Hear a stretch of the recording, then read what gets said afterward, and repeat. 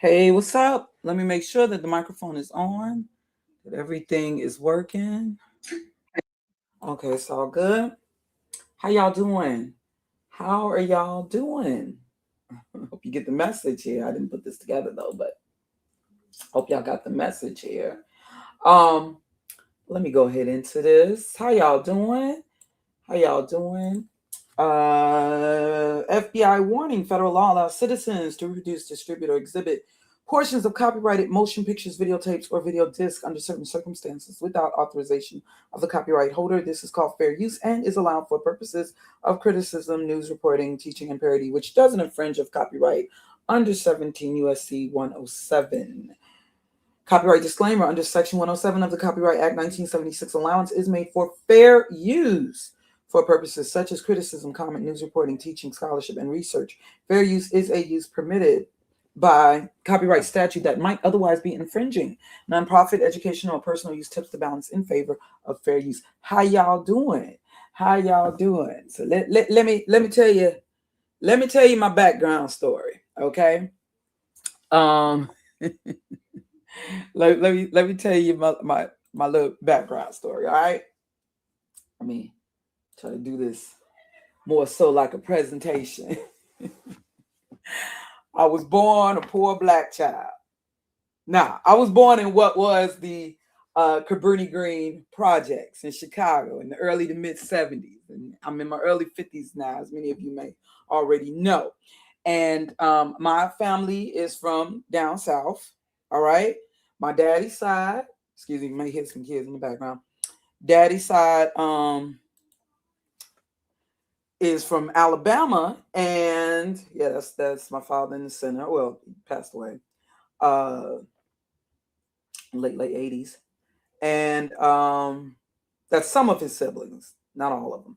But my daddy's side, they from Alabama, all right, and my mama's side, they from Mississippi. Now, I was more in connection with my mama's side of the family, and they were part of that great migration that occurred after World War II, migrating primarily to Chicago, leaving the heavily segregated South for what they believed were better opportunities up north, being that they were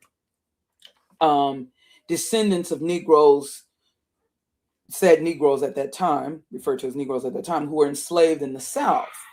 And yes, we have been taught that we were descendants of Negroes who were enslaved in the South, believed to have been or have had ancestors who were kidnapped from the shores of West Africa. Okay, that is what we have been taught to believe. All right, and considering these are just some of my mother's siblings, actually more. Yeah, they represented those baby boomers. Yeah, my mama being an early baby boomer, but yeah. Considering now, like I said, we were believed to, that as we have been taught, we're believed to have ancestors who were kidnapped from the shores of West Africa and enslaved in the Americas, including the United States. All right. And considering my DNA test results, okay, I'm just basically showing you all of the DNA that's matched up with sub-Saharan Africa. My DNA, and understand, they're going to match you up. DNA tests is from Ancestry.com. They're going to match you up with current populations today. Okay, they don't, and not necessarily with these test results specifically. They're not considering ancient DNA, which may not really give consideration to ancient migration, but they're going to match you up with current population. Of course, such testing cannot be like 100. I don't believe it would be 100% accurate, but also when I consider my biracial nieces test and I'm not surprised with these results, not one bit. And as you can see from these results here, from the DNA test results, over 90% of my DNA is matched up with the current populations in sub-Saharan West Africa. Yes, I am 95. Don't let the complexion fool you. Okay. Okay, these things do happen. All right. And my mom and my daddy, they are my mom and daddy's side. But like I said, you see my father's side. Now, I was told by an auntie who my last auntie who had passed away. She was the one with the like white scarf on her head. Now, she had told me, she was my last auntie I just lost an uncle recently, the one with the cigarette in his mouth. But it's on my mama's side. Yeah, we just lost him like last month. But yeah, and before that, my uncle with Down syndrome. But anyways, you see, these are my mama's siblings. I have no pictures of grandfathers, but on, yeah, but my grandma was married twice. So this represent, but these are all of her children. Well, not all of them. I don't have a picture of each and every one, but one died as a baby, and yeah. But yeah, these are her children on my mama's side. And as you can see on my mama's side, they are very, very dark. My mother and her one younger sister died of lupus, second from the right down here. She died only 22. Yeah, they were like as light as it got, as light skinned as it got on my mama's side. They were very, very dark. And my one auntie, the last one who passed, who has the white like scarf on her head, she told me that there was like Geechee. We were like of Geechee, but the Gullah Geechee we know were black. Now that was kind of confusing me because I thought the people of Geechee, I don't know of any family who originated in Florida. Even though I have family now living in Florida, but yeah, I always thought Geechee, Florida. I don't know how true that is. But yeah. So you see, my mama's side. Yeah. More than likely, like I said, my complexion comes from my father's side of the family. Yes, this is my father's. So definitely where I got my nose and yeah. Now his mother was a lighter skinned woman, but these things do happen. These things do happen, as we know. All right, but understand that I got my bigger features, my bigger and broader features on my father's side of the family. Do you understand? Whereas on my mama's side, they tend to be very, very, very dark. All right. My mother she was a dark cinnamon woman, and that's as light as it got with her and her siblings. Okay. She was like the lightest. Her and and maybe her little sister. They were the lightest in the family. So that was as light skin as it got with her and her siblings. So thank you, dear. Appreciate that. How you doing, Chase? Full Penizoid. Yeah, so I'm just letting you know. You see, so when these DNA test results, I wasn't really surprised. I was elated. Yeah, and this is initially got the test a couple of years ago. First, it was like at like about 93%, but it's increased. It went up 95. Yeah. I'm just showing you here what's matched up with sub-Saharan Africa. I'm showing you the rest. But yeah, this is and I have shown you, I've even went to the site, just had to be careful and show my name and all that. Yeah, so so that's basically my background story. And now let me tell you, although I was told there was Blackfoot Indian in my family, because I know you can't really see it here, but on my mama's side of the family, there are women like this. My auntie, all the way, my mama's oldest sister is also passed. A lot of these people have passed, most of them. But they have, and the woman with the scarf, I know it's hardly, they had this really, really long hair. So, and their daughters also had his really, really, you can even see with my, one uncle here, who looked like his hair is permed, but it's actually his head. So they claim that they used to make that claim. Now my mom was very pro-black. I don't want to say militant woman, but she was involved with, affiliated with Panthers in Chicago. But the rest of my family not so pro-black, and they would harp on there being Indian. Now I've been told, from family that I never, I was told that there was Blackfoot Indian in my family ancestry, but that showed up nowhere. There was no trace of indigenous Amerindian or American Indian shown in my DNA test results. Okay. And I always questioned, because a lot of black families are told, and I'm not saying that that's not the truth. I'm just speaking for my family and others. A lot of black families being told they got Indian in their family. And I just always wonder, like, how come, why is it always this family member that I've never met, that we usually never meet? I'm not speaking for everybody now, okay, because I don't know your family personally. But it's like, okay, where is that family photo? Where is that Indian, that native, where's that photo? Where is it? Do we have that photo of, someone who looks like Geronimo? And I understand some people, they will claim that not all of the natives to this land were, let's say, predominantly of the Mongoloid racial demographic, if you will. Do you understand what I'm saying? And I definitely believe that. I talk about that more so on my other channel. But regardless, in my DNA test results, there showed no there showed no indigenous, native, nothing that was indigenous to the Americas. Okay, no DNA, nothing in my DNA or my other family members who have also, well, my niece is the only who happened to be biracial to take a DNA test. And but with her there was no trace of native Amerindian, in our DNA. Okay, who knows? Maybe there was way down the line, but it didn't show up in my DNA. All right, so I'm just telling you. Yeah, so I'm letting you know all of this detailed information on myself. All right, me being from from Chicago, born in this, but I raised in the Chicago projects, Cabrini Green. Well, actually, I was born in Cook County Hospital. Then I was taken to the projects. Then I was taken to Cabrini Green. Yeah, so I'm letting you know all this detailed information on myself before you come up in here leaving posts calling me a tether. But you're going to see these posts anyway. You're going to see these kind of responses anyway. Because for one, well, I think they know better now than to come to my channel with that, because I will remove it. But yeah, like I say, a lot of times I've seen these, even if I've started the live stream explaining where I am, and and I've been up in here in YouTube for a long time now. I've been in YouTube world since 2008. Did my first video in 2008, and I've been in social media using the same name since 2002. All right. Yeah, so people by now, they know I'm the sister from Chicago. But yeah, regardless, you're gonna see those posts. I've been called a mustard tether.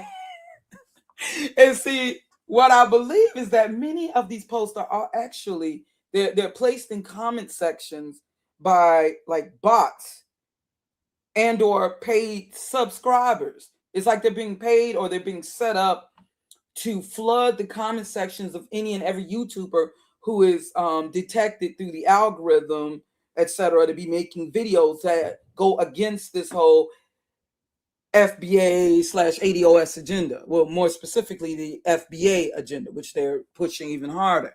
And yes, I believe that this is all part of some sinister agenda that is not on the behalf or for the benefit of my people, quote unquote, black people, even those who would refer to themselves as being FBA. How you doing, Tanya?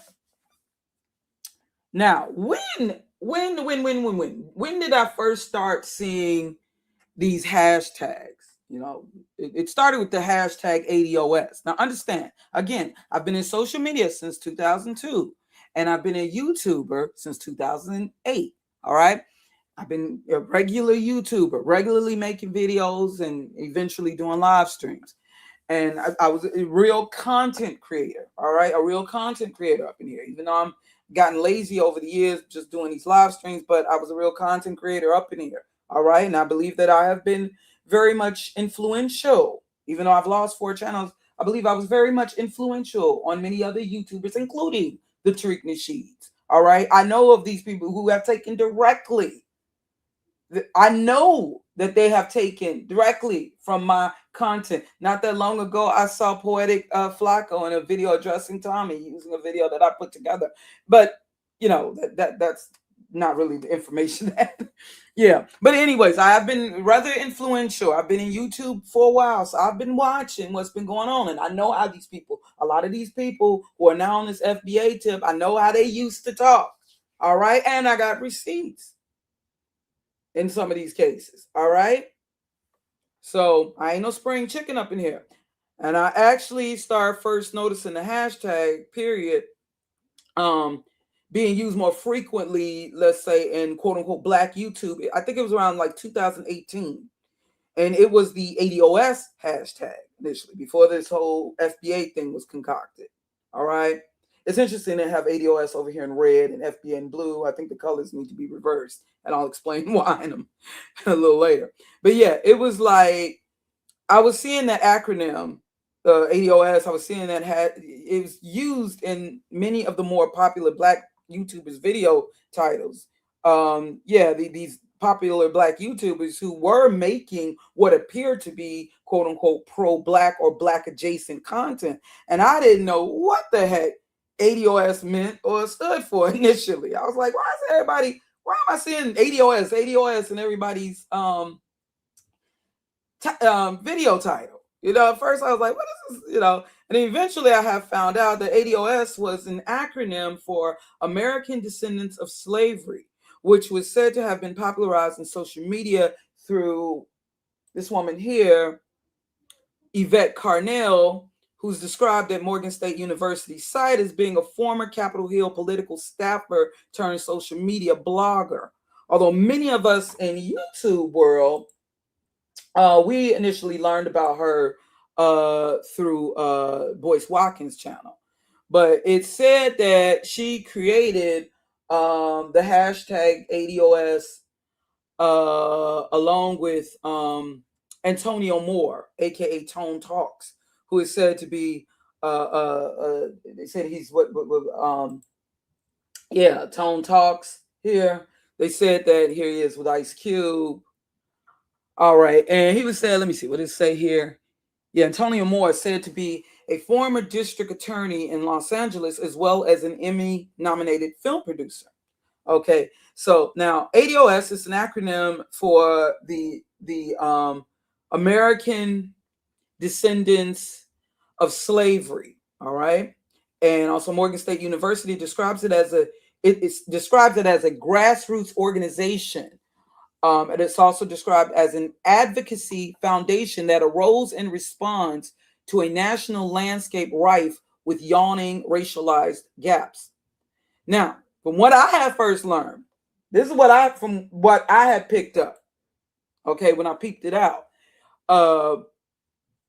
was that the ultimate focus of the ADOS movement was the pursuit of owed reparations to those who are the descendants of those who were enslaved in what is now the United States of America, not just the Americas, but more specifically the United States of America.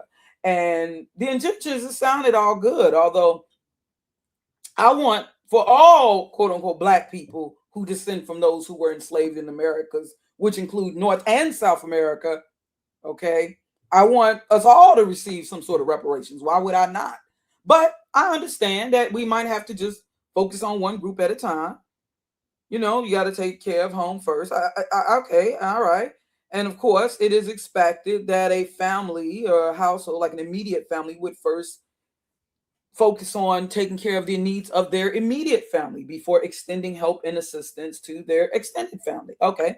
That's totally understandable. So I didn't trip, believing that those who were promoting the hashtag, you know, I believed that they had sincere intentions, right? So I didn't really trip, right? It was, just basically, what issue could I have really with that? Okay. Although I gotta say, I couldn't, now I did feel that they have sincere intentions for, our people, Black American people. Although I couldn't help but begin to question, you know, some things I had learned about Miss Yvette Carnell, but I try not to take people's personal lifestyle choices, especially if they were things, especially it has to do with their past. I try to, not, and I've never really actually made a video addressing Yvette Carnell. I just used to wonder, why does she always seem angry? It was kind of nice to see her smile. Same with Zaza Ali, like they should smile more. But but yeah, there's some things it's kind of questionable, and what definitely caused me to question some things. They didn't seem very united at the with the Boyce Watkins camp or with his channel. Especially, it just seemed like a lot of Boyce Watkins affiliates, they did a kind of straight flip flop once they became more popular and influential in social media. And so when you're seeing all this dysfunction within one group, like with these spears that we've witnessed, you got to kind of question it when there's all this. Yeah, right. You hear me tell you. Yeah, but now I got to point out what's so interesting. What is so interesting that around the same time, that the ADOS hashtag.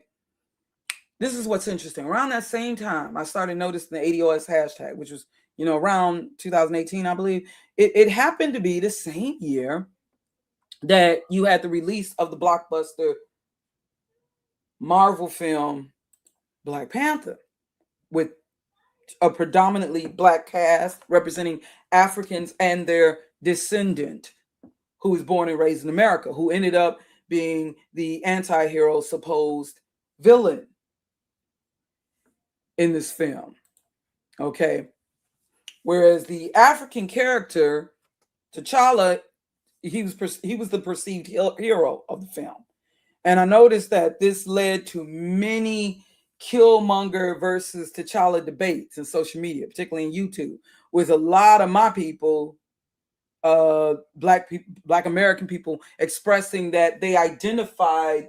This led to a lot of debate, and there's a lot of people, they were expressing, people who I was like doing panels with, even live stream panels with, they were expressing like they identified more with the anti-hero of the film Killmonger.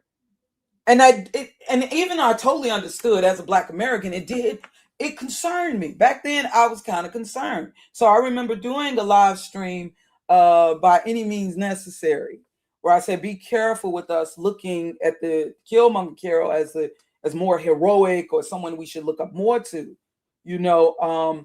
And then it was interesting, like about 24 hours later, Cynthia G, she ends up doing a video or live stream, by also titling it By Any Means Necessary. Okay, she was known from biting off my content, and she also addressed Killmonger, but pretty much countering what I was saying. Okay, because T'Challa, this was the argument. I don't know. It was like I knew something was off, And I'm not saying that the people who I were on panels with, that they had these sinister intentions or anything, but it was just something. It was just interesting how it led to these Killmonger versus T'Challa debates. You know what I'm saying?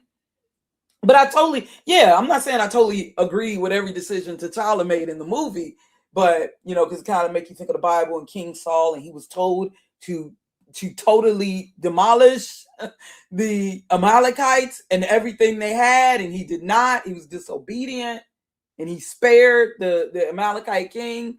And they probably knew what they were doing, probably taking that from the Bible. But anyways, it led to these debates again with more of my people, Black Americans. They identified more with the male and female, in fact, with the anti-hero of the film, Killmonger, defending his rebellion and harsh actions against his African family in the film. They believed that his character was justified in his actions. And you want to know what else happened in 2018? Just for a little, looking back. You say you don't think Yvette likes Black culture. Interesting. Yeah. Now, around 2018, there was a kidnapping of over 100 girls by an Islamic terrorist group in Nigeria, which called for more global attention to reported acts of terrorism in West Africa. And consider the Bring Back Our Girls hashtag. It had represented, now this goes back to 2014, the Bring Back Our Girls, hashtag Bring Back Our Girls, it represented a global social media movement that had began in 2014 after over 270 girls were abducted by Boko Haram, which this Islamic terrorist group, which urged for the United States government to take action. I'm just saying. That's something you should know about. And also, perhaps you should also know that since 2015, Russia signed military cooperation agreements with over 40 African countries. And the Forum on China-Africa Cooperation, or the FOCAC, the Beijing summit, it was held in September 2018, which has been considered, it's been considered an Africa-China coalition, uniting China and 53 African nations under the theme of building a community with a shared future, formalizing Africa's integration into China's Belt and Road Initiative, as quoted at their site, Focus On. And I'll try to leave links so you can get it. I want to make sure to leave some citations so that you can look into this information yourself. Understand, there's a reason why I am mentioning this. Okay, there is a reason why I'm mentioning this. All right. So so as we pretty much know now in geopolitics today, Russia, as we should know, Russia and China, they're viewed as the primary adversaries of the Western world, which includes the Western world includes the United States, the UK, France, etc. And again, Russia and China, they're viewed as the primary adversaries of the Western world. And now here they are, the adversaries. They are here. They are now. They're look at them walking towards Africa, coming together, and Now I'm not, it's not about me saying this is a good or bad thing. The world is lining. Well, the wicked one. But anyways, I'm just saying you need to know this. You need to know this, and I'm gonna get to what I'm pretty much saying, or what I want to point out. Okay. Also, as we have been recently learning, we have the Confederation, or I understand this is the Sahel region in Africa. All right, this is the Sahel region in Africa, as you see highlighted. Okay. And recently, we have the Confederation, or the Alliance of the Sahel States, or the AES, formed between Mali, Niger, and Burkina Faso. And that was created in 2023, originating as a mutual defense pact, all right?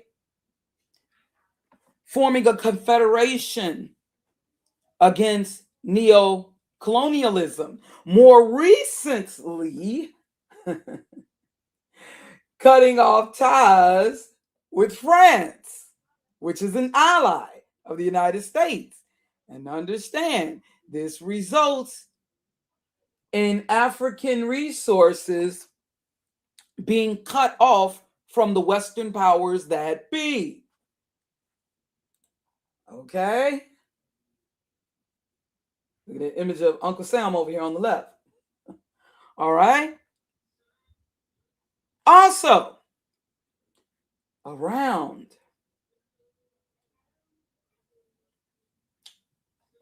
you should know, around early 2025, Nigeria officially joined the BRICS bloc as a partner country. Okay, now what is BRICS? What is BRICS? BRICS. It's an acronym. All right, BRICS is an acronym for a coalition of nations representing an informal grouping of emerging economies hoping to increase their sway in the global order, as the CFR.org describes them.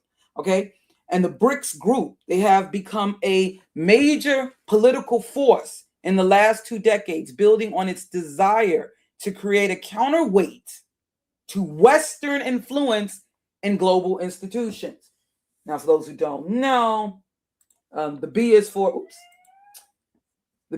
Brazil, the R is for Russia, the I is for India, and the C is for China, and the S is for South Africa. Those were the initial nations. Also, you've had other countries such as Egypt, Ethiopia, Iran, and United Arab Emirates added on as a part of.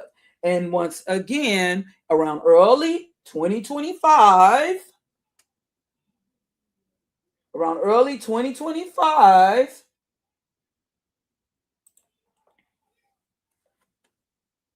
Nigeria officially joined the BRICS bloc as a partner country. Okay, so I want you to consider this now. All right, I want you to consider this. Hey, how you doing, brown sugar baby?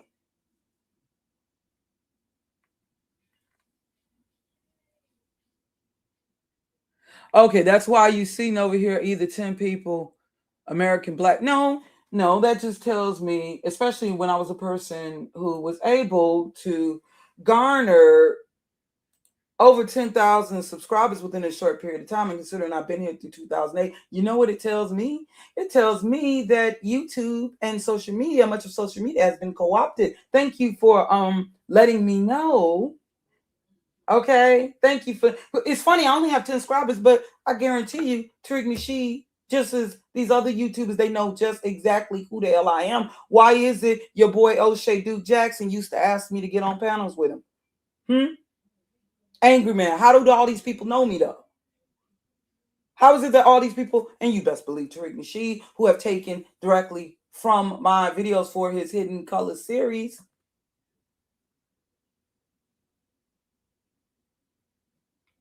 all right, so I hope you're getting paid. And also, I understand too, we do live in a world of idiots. So very few are on, even the Bible talks on, few are on the road.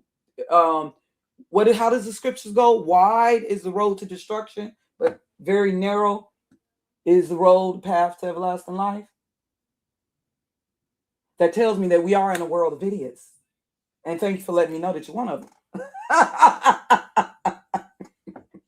Now, so I want you to exit yourself and make the viewers that thank you. Now the viewers are down to 9 people because you don't belong here. I thank you. Thank you. You belong in the world. You belong with the majority. So go and join the idiots. Go and join your. TARIQ got another roast.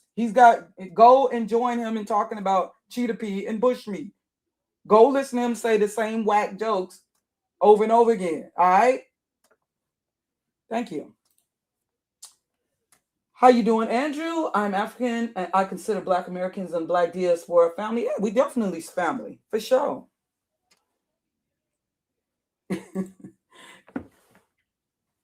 Yeah. Oh yeah, my thing on Godfrey. I said, let me do a search. I typed it in. It didn't even show up. I noticed that you got these FBA bot channels. Everything is created with AI. These FBA AI channels that actually their videos on Godfrey are popping. So, and these are channels I like just started yesterday and stuff, you know. But so that tells me what's going. So who is really controlling YouTube now, or they too, formerly known as YouTube? All right. So that's just telling me what's up. Who are these? This is obviously YouTube is full of plants now. All right. I ain't with the majority. Okay, but so and considering a nice try at distracting though, nice try. But I ain't gonna allow it. Ain't gonna allow it again now. All right. So I want you to consider with the information I just shared. Consider this also. Yeah. Oh yeah. Also, it's something that I've given consideration to. Not only with you have African nations cutting off ties from the colonizers from the West. Okay. And I know, you know, and I'm not saying that shaking hands with Russia and China is necessarily better, but I just know it ain't good for the West. That much I know. All right. Okay. I'm not saying I'm shaking hands with Gog and Magog necessarily, but I believe everything will work out in the end. It's going to work out. Whatever Satan and Edom tries, Satan through Edom tries, it's going to actually in the end will all work out. You know, the Most High, he's causing and allowing things to happen for a reason. All right. So I know better to depend on any of these world leaders, including those including those in the African continent. You know, I know not to, you know, I'm not dependent on any man, but I'm just saying. So when you give this consideration, all right, yeah, it's something to think about, okay, but I'm gonna get more to it, okay. And something else that I want you to consider, it seems that I want you to also consider this. When there is a Democratic candidate chosen to lead our nation, the United States, the agenda, I noticed this, when you have a Democratic elect or select, it seems as if the agenda seems to be more about, they're going to be promoting more war on the immediate family. You understand? Like when you consider the promotion of, you know, same-sex marriages and, you know, abortion advocacy. Yeah, it's like there's definitely in more recent decades, they're seeing they'll choose a Democratic leader. All right. I'm not even considering race here. But yeah, when there is, however, I noticed that when there's a Republican candidate chosen to lead our nation, it's usually time for war. Now, war against the extended family. Like when they want war on the immediate family, if you will, it seems like it's a Democratic candidate, you know, who's chosen to be the leader at the time and be behind much of the advocacy. Whereas when it's a Republican so-called conservative, supposedly representing traditional patriarchy, they seem to be, it seems like it's about war on the extended family. Yeah, believe it or not, they're Republican.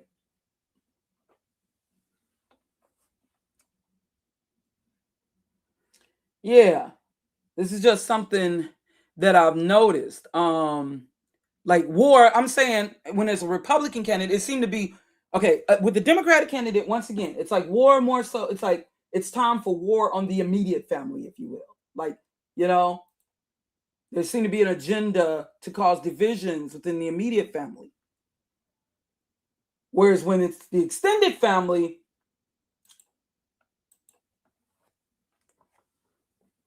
seemed like there's a Republican candidate or elect or select, you know, to lead in this.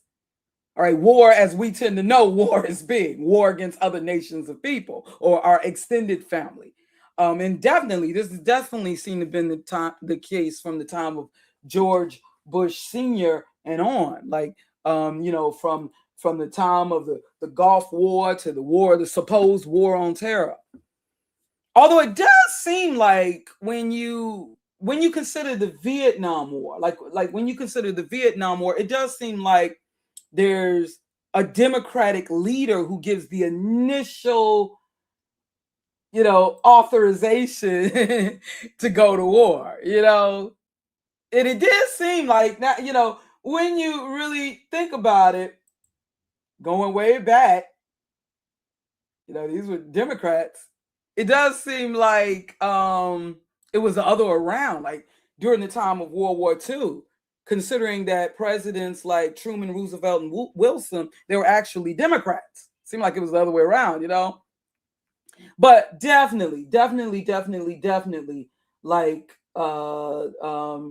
from the time of we can definitely say like from the time of the Gulf War and on. And even we can consider with Ronald Reagan, like the war on drugs, and even going back to Nixon. But yeah, but definitely from the time of like the Gulf War and on, the president representing supposed extreme patriarchy, as I'll call it, and wartime, it's usually a Republican chosen. And I do believe that right now, once again, it's that time. That's what the second term was for. Remember, I gave you my theory on, you know, they gave Trump that initial term. They knew that he, just like how Ronald Reagan would remind white Americans of a time in post-World War II. See, when Ronald Reagan Bush was talking about make America great again back in the early 80s, they were looking back at actually the time post-World War II, you know, when white folks benefiting from the GI Bill, which our people did not benefit from, despite also serving in war. When they had the little suburbs set up for them and all of that, and had new homes and new appliances, and yeah, that's what they were thinking. And see, Ronald Reagan, an actor from that era, the post-World War II era, playing cowboys, and he's now in the 80s wearing a cowboy hat and taking photos in a cowboy hat. He reminded them. That's why do you think it was all that nostalgia in the 80s, looking back at the 50s? And it started really in the 70s, like when you consider All in the Family and Archie Bunker's character representing the GI generation. Those were the days. And next thing you know, we had movies like American Graffiti, looking back at the 50s and early 60s. American Graffiti, Grease, the play, Happy Days TV show, Laverne and Shirley. Notice how there was this nostalgia kind of starting in the 70s going into the 80s, and eventually with the biggest film in 1985, Back to the Future, where they were looking back at the 50s. And so Ronald Reagan was a reminder, and he ended up having 2 terms despite all of the poverty and all that resulted from Reaganomics and, you know, the war on drugs and all of that, and the crack cocaine epidemic and all that was going on, and no funding, no attention given to AIDS and the crisis and all of that was going on, and all the inflation and unemployment, jobs going overseas, factories closing. But yet he was voted in 2 terms because he made America feel great again. And see, the same thing repeats. See, Donald Trump reminds white Americans of that time in the 80s, whereas, Reagan had them looking back at the 50s. Donald Trump reminding them of the yuppies and of this illusion of better times in the 80s. You hear me? He also, to a degree, an actor, but a businessman before that. But he eventually, on The Apprentice, he worked for a younger generation, Generation X's and millennials, late boomers. You understand? But he had to see, they knew to have him run up against. That's why they gave Joe Biden so-called Sleepy Joe that little time in between. They had to, because they knew that America, now influenced by the late William Coopers and all of the talk of the cabal and all the truther talk and exposing of the cabal and Illuminati talk and all that, they knew that, and especially this definitely blew up after 9/11, and people began to question the real intentions behind the so-called war on terror. And so a lot of Americans and white Americans making up the majority, not really trusting, becoming more and more distrusting of our leaders. So Donald Trump, he had to become like one of us, just like us. You know, he had to come in social media, be in Twitter, talking about cancel culture, you know, and fake news, and use the terminology that the truthers would use, and, you know, and make it look like he's a whistleblower. He cares about the children that might have, you know, evaded, the missing children of Haiti. He's pointing out the Clintons and all, you know. It's very, very brilliant tactic. Brilliant. I was almost fooled. I gotta admit, I was almost fooled. Hey, Mr. K. I was almost fooled. And they knew to have him. They set up for Joe Biden to be president just so that Kamala Harris could be the person having to step in. They knew that they would not have voted Kamala initially for president. They had to use Joe Biden to make an excuse to open the door for Kamala Harris, for her to go up against Donald Trump, because that guaranteed that Donald Trump would get a second term. That guaranteed. And that also, yeah, because there was no way that America, including many in Black America even, were ready for this female president who has Meg the Stallion. I mean, you got to understand, you know, twerking on her behalf for her candidacy. You got to understand. Candace, did I say Candace Owens or Kamala Harris? She represents everything that they fear of losing this country. Okay, for one, she could be seen as Black, and she's going even extra talking about how she makes her greens. She can be seen as Black. I know that she's not, you know, I know that she's mixed or whatever, but she can still be seen as Black. But that also, her being mixed also represents another fear of racial dilution. That's another fear. She also represents, of course, Democrat. She also, she's a woman. So that also represents traditional leadership, male leadership, having first woman president. Also, her parents being immigrants, and from India being part of the BRICS, also represents something else that white Americans fear: immigrant takeover. She represented everything, so they knew. There's even a lot of Black men. Hell no. They knew that wasn't going to happen. And it guaranteed clever plan, I must say. But anyways, getting back to the point, kind of falling off here. It's brilliant, I must say.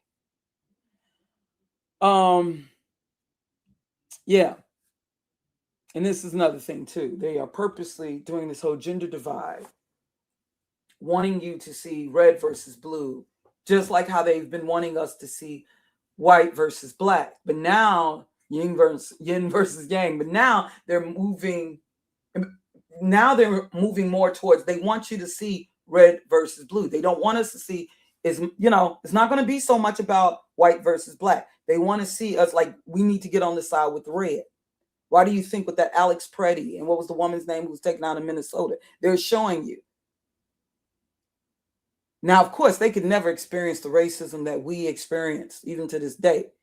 Because really, it ain't even about our skin color. It's about who we are as Yahuda while we're being targeted, or how we are as Yasharel. It's more to it. But they want you to think that it's just about white versus Black. And now it's going to be more about red versus blue. But you're going to find out that red really going to represent Edom, and blue is going to represent controlled opposition. You're going to see. But anyways, yeah. So they want you to be in the mind, if you're not, you're all NIGGERs if you're not with the red. if you're with the woke or whatever term they use to represent commie, disco, whatever term they use to represent what will actually just be the controlled opposition. Do you get it? Fire versus water, male versus female, red versus blue, white versus black. Get it? But anyways. Yeah. So I definitely believe, once again, it's wartime. Yeah. And here's the person. Yeah. See, you didn't really see it all this first time, but I believe before his term is up. Look at all that's been done. Remember, I talked about with Nigeria becoming a part of BRICS. And was that January 2025? And isn't it interesting? December, Christmas. They tried to make their first little move in Nigeria. Although they knew no one was ended up being harmed, but remember they made the little move in Nigeria. Yeah. So, yeah, I definitely believe it's that time again. I believe that there will be a need or an excuse to target those. They're going to need an excuse. They're going to use, they need to target these Islamic and consider it's a time also when you consider the Albert Pike, what was said to be Albert Pike prediction or plan, rather. Oh, yeah, and I do believe that to be real, although some believe that letter is hoax. Nah, I believe it was real. The letter to Mazzini, 1871, I believe. They're going to, demolish Christianity and Islam. But they're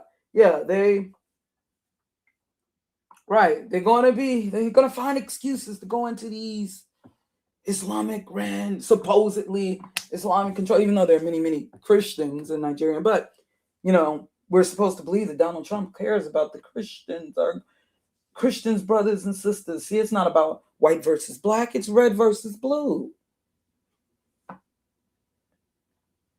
And you got to understand, you see, it's time for them to target those who look just like you and me. Our extended family. They're going to need an excuse. And I talked about this over a year ago. They need an excuse to target our extended family. Those who look just like you and me. But our extended African family. But for them to be able to do this with little to no interference. Like I said, look at this one boy over here. I always say the one all the way on the right look a lot like a younger Trayvon Martin. But see, for them to be able to do this with little to no interference or backlash, they have to convince us that even the African family is not our family. Do you understand? Look at this. FBA video calling with a supposed FBA person, supposedly. FBA news and updates. There's nothing on this channel, there is nothing promoting Black Americans on that channel. There's no history lessons on Black Americans. There's nothing. It's just talk about tethers. And like I told you, they're going to start. They're going to start with those who may not look like us, like the Fat Joes. That just made it easier. By targeting someone like a Latino, like Fat Joe, who don't really look like us, who ain't really us like that, it made it easier to go from there to targeting Jamaicans. And those are the Caribbeans. It made it easier. But the ultimate goal will be our extended family in Africa. See, they have to convince us that the African family is not our family, even if we belong to the same DNA haplogroups. Even if they look just like us, like put this, like I always say, put this family in some different garb, in some different clothes, attire, you know, like put them in some urban gear. They look like any Black American family. Now, would they not? But see, they got to convince us they still not like us. And yeah, see, this is the thing. They want you, you know, they want you to look at these children and don't, you know, these look like these could be our children. See, they want to know, they have to have you ready where if he decides to drop a Tomahawk missile on a school of Black girls like this or boys, will the Black American will they support it? Will they be okay with it? Unlike how we resisted, like when you consider the movie School Days and, you know, the resistance to apartheid in the 80s. No, they can't have that. So that's what this fake outrage is about. And see, he's Igbo. And I'm showing you pictures of Igbo people more specifically. But I'm not just talking about the Igbo people, but I'm pinpointing them even more specifically. And Godfrey's Igbo or Hebrew. More than likely, they are the same, these two are the same DNA haplogroup. E1B1A. Same Y paternal DNA haplogroup, E1B1A. But of course, they have no relation to each other. E1B1A. This guy is older than Oshay Duke Jackson. He had the Black American experience much longer. He's from Chicago, like me. He was actually born in the United States, but his parents, Nigerian, Igbo. We've explained up in here, Igbo. See, that's the thing. Are you down for that? Are you down for if what happened in Iran, where a Tomahawk missile was dropped on a school of children, girls, taking out about 150 young girls? Would you be cool with that? They had to testing the waters on Christmas when we weren't paying attention. Busy eating hog and worrying about what gifts we getting. Not me, though. They had to do a little test. It's that time, y'all. And see, let me do a screen share, y'all.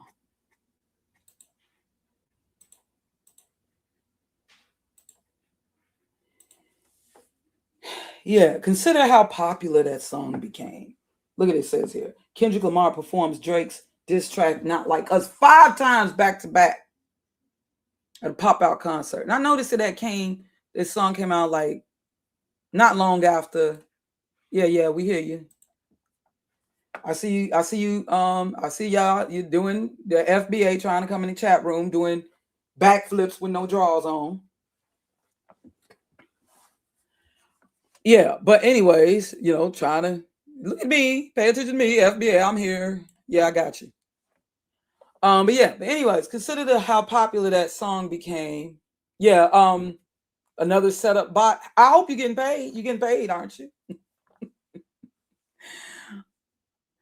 Yeah, at least be getting paid now, because I know that there are a lot of paid subs and bots around here. So please tell me that you're not just bot. Please tell me you're at least getting paid now.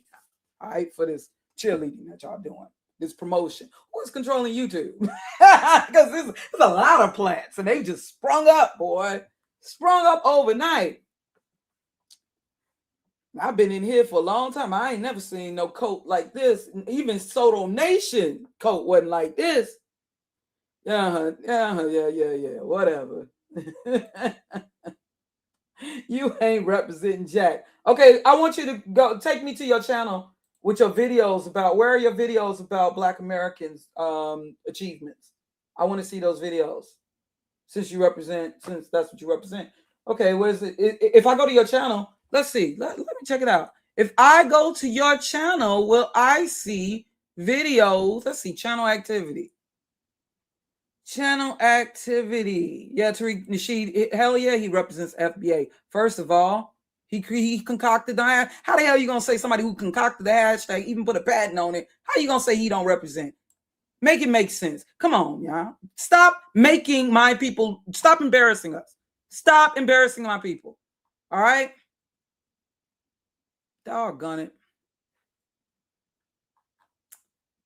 Wait, I'm missing something. Give me a second. How did I lose the chat room?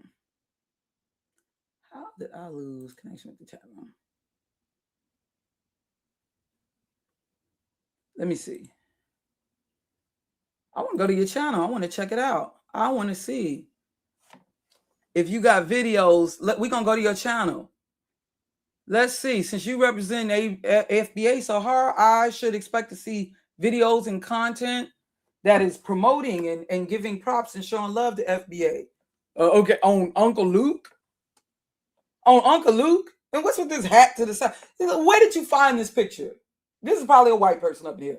This is probably a white person up here. Bye. I know you're set up. I know y'all some CIA agents set up to distract the conversation. No, they don't view each other's family. But what does that go back to? We know what that goes back to, don't we? Now, this is all that's on your channel. Now, you want to come up in here shouting FBA. I don't see a doggone thing. Let me see. What is on your channel?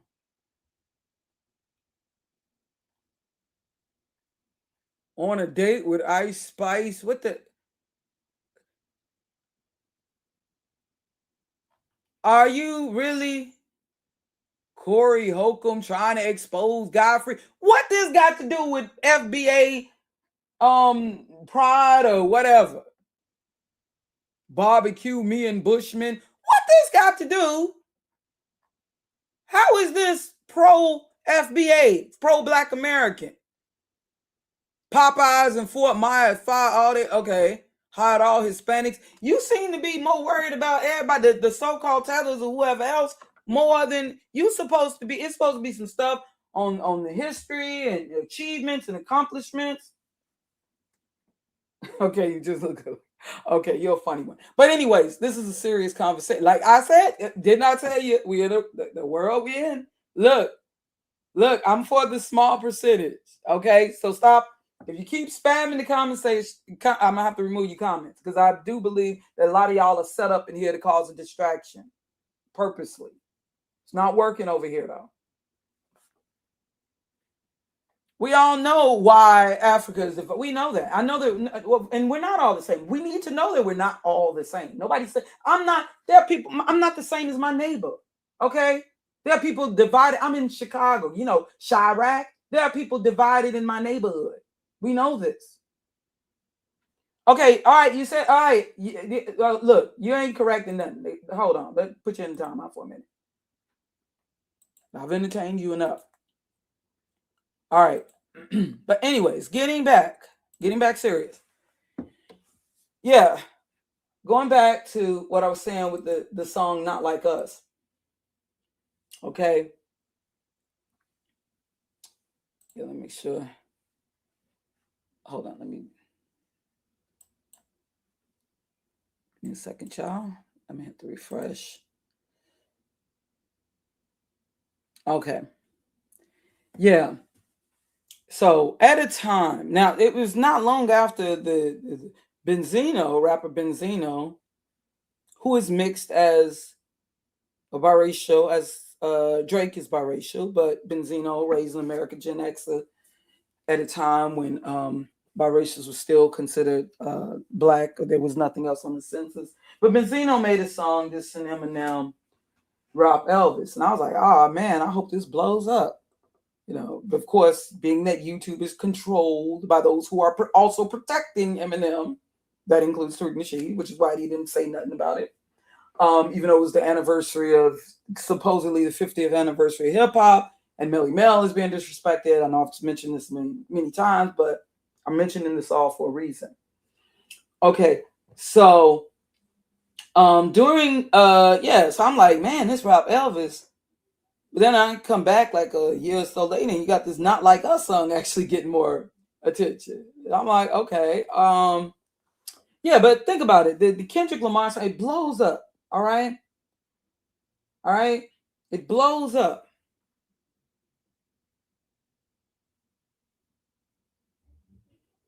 Okay, we said, why is it American Black folks are held to a different standard than those from the continent?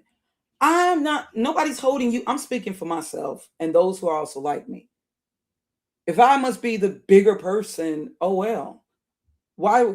If I'm held to a, if you do you think it's a better standard, higher standard, or more responsible standard? And even if so, what's wrong with that? What's wrong with that? I'm cool with that.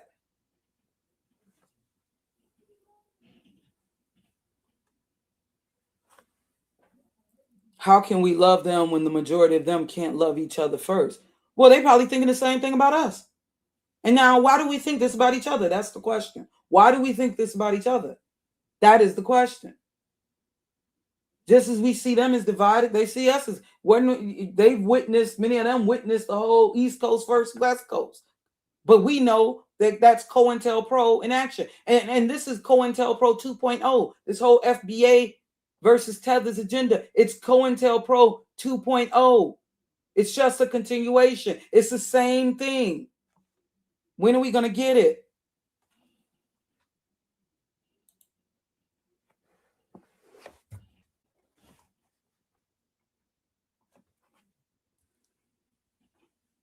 Okay, again, considering the song "Not Like Us," and thank you for being considerate of my channel, though, Black music genre. I do appreciate that. But I'm at a point where, yeah, I'm like, y'all claim that Godfrey's crashing out. Well, guess what? I'm now crashing out.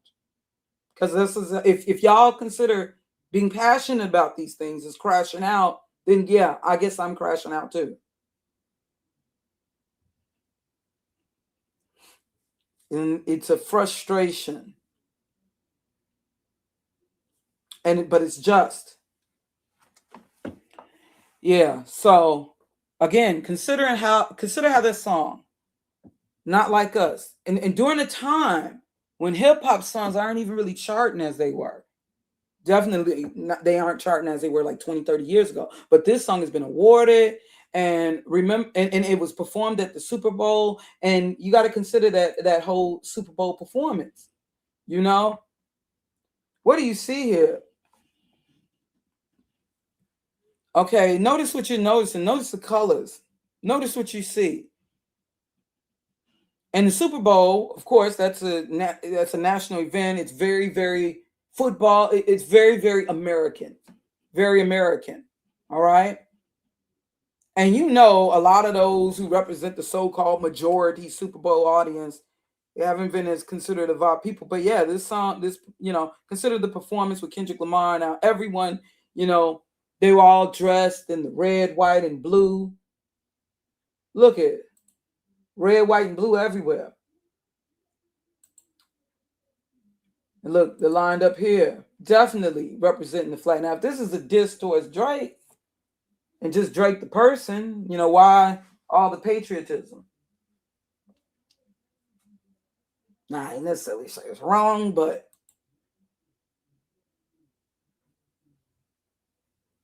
a lot of patriotism. Now, people are saying that "Not Like Us" is really just about, Drake being biracial. Now, there are some people believe it's a colorism thing. Some people believe it's about him being biracial. But that would be a contradiction, wouldn't it? Considering, okay, like you had Serena Williams dancing during the performance. Serena Williams, and we all know Serena Williams married to a white man and has a biracial child, at least one biracial child I know. I'm not trying to put her down. Neither am I trying to, put down. And you got Kendrick Lamar, his fiance of 20 years? She's a very, she's said to be mixed, predominantly black, not biracial, but you know, she's definitely racially ambiguous looking. And I'm not trying to deny her black answer. I got nothing against this young woman, okay? I have absolutely nothing against her. All right, that's his high school sweetheart. Hey, I'm just making a point. And she was also, you know, not just, you know, she hasn't just been his fiance, but she was also in the video. Not like us, dancing to. They not like us. They not like us. Oh, she has two oh, okay. She has two girls. Okay. You know, I've just stopped following. Yeah, so even though I do believe, I think that there are multiple, they want us to get different messages from this song. Because if it keeps the whole mulatto versus black thing going, then cool. I want you to believe that it's a biracial diss. If it keeps the whole light skin versus the dark skin thing going, then cool. I want you to believe it's a colorism diss. You understand what I'm saying? I think they would, but I think the ultimate, this is what I believe, especially, you know, see, what do they merely mean? And think about it, there's been a lot of these movies. I talked about this before over and over again. I noticed that there are these movies called Us, them, us. Movies showing doppelgangers or tethers, if you will, people attached to us, doppelgangers and clones. And there's been a lot of this saying they look like us, but they not like us. You know what I'm saying? There's just been a lot of this us and them stuff going on, you know? But what's really, I think they purposely want the message to be ambiguous, but it's still subliminal. I think there's a deeper esoteric, if you want to call it that. Now people are saying, okay, the reason is all the patriots, okay, it's about him being from Canada. Okay, and hip hop seen as a Black American art form. I mean, but wait a minute. You've had, okay. See, I'm from back in the day. I remember Slick Rick. We had love for Slick Rick. He was from the UK. Brother from the UK. We had nothing but love for Slick Rick. Even, you know, when you had, even during the time of the scandal, you know. Well, both of these brothers, what TARIQ would just call tethers, but we had love for them. And Slick Rick, he was one of the first foreign rappers, you know, rappers who was an immigrant. Yeah, he came to the United States when he was around 11 years old in New York from the UK. Slick Rick and Doug, they were like the biggest before Run DMC. Well, you already had Run DMC going back to like 83. But before they really blew up mainstream, you know, on the black radio stations, the show and Lottie Dottie, they was ruling 85, 86. Dougie Fresh and the Get Fresh crew included Slick Rick. Dougie Fresh, I believe, got West Indies ancestry. Slick Rick was born in the UK. Oh, yeah, and then Lady also had part of the native tongues, Moni Love. Mooney in them. Now, I ain't really like that song that much, but we still loved her as a rapper. You know, she still remember Queen Latifah, Ladies First. She's from the UK. That's much further than Canada. At least our people could escape to Canada with slavery. You know, UK is much further. Yeah, I can't speak for Biggie Smalls because he said something very satanic and wicked. So I said I had to totally denounce Biggie Smalls, period. Because of something very satanic that he said in his lyrics that I never caught before. So you will never find me again defending Biggie. No offense though. But that, you know, that ain't got nothing to do with his please. He's not, how's he a tether though? That's ridiculous. But yeah, that doesn't even make sense. People in the Americas. It's so funny how they want to say that we have, even though those in the Caribbean were also descendants of those enslaved in the Americas, because America is also the Americas include North and South America. They want to just draw the line at what is considered the United States. Well, Hawaii is considered the United States. Okay, yeah, Hawaii and Alaska are the United States. All right. Yeah. I think I'd have more in common with someone who's born in Jamaica than someone who, a black person may have been born in Alaska, but Alaska is officially the United States. But anyways, that's the funny thing is you'll have someone like TARIQ NASHEED. That's how I can deal with these pseudo intellects. They will claim, he wants to claim that, oh, the proof of black people being in the United States. Now, what is now the United States, since he draws that line, okay? He doesn't include Mesoamerica, the Caribbean, the West Indies. He don't include any of that. But he'll say that the proof that there was, he'll use examples of the skeletal findings, skull remains, and skeletal findings of the Lucia woman, and also the relics are the Olmec heads. But the Olmec heads were in Mexico and Mesoamerica. Lucia woman's bones, that's Brazil. You can't claim that. You can't claim outside of what is now the U.S. borders, what was discovered outside of the U.S. borders when convenient. Okay, but he knows that his audience is full now full of a bunch of idiots. He knows that, and they're not even going to think about that or consider that. Yeah, and they showed us nothing but love, Now, of course, TARIQ will. Oh, they're the exceptions. No, he'll address one Haitian, and and he'll generalize and talk about Haitians in general. We usually generalize when an issue gets too big to individualize. There's been no issue of Haitians taunting black people. He knows this, and he knows this, but he's going to co-sign. But there is an issue of whites in general taunting black people, doing more than just taunting, saying you need to work harder. And yet he will co-sign who he refers to as a white supremacist queen, Megyn Kelly, and pretty much high-fiving them and ooh and ahhing over her telling them go back to Haiti, sounding very much like how they would tell us to go back to Africa. That's whack, as we used to say in hip-hop. But yeah, getting back to, so you can't tell me that when you consider, you can't tell me that it would be a contradiction for me to believe that like if I were to talk with Kendrick Lamar, it would be a contradiction to say that it is about race or being mixed with something or even nationality. It would be a contradiction. Okay, and don't tell me it's about, it's about his weird behaviors.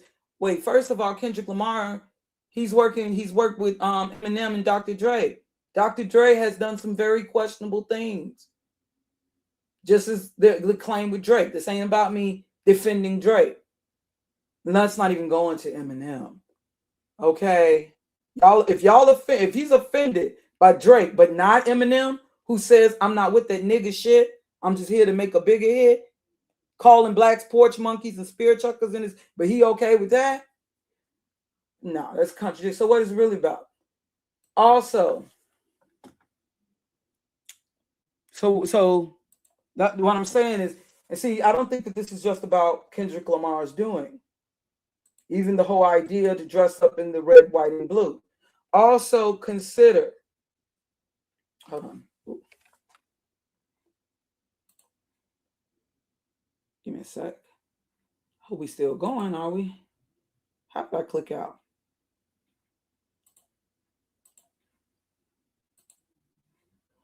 Also consider this. All right. I don't know how.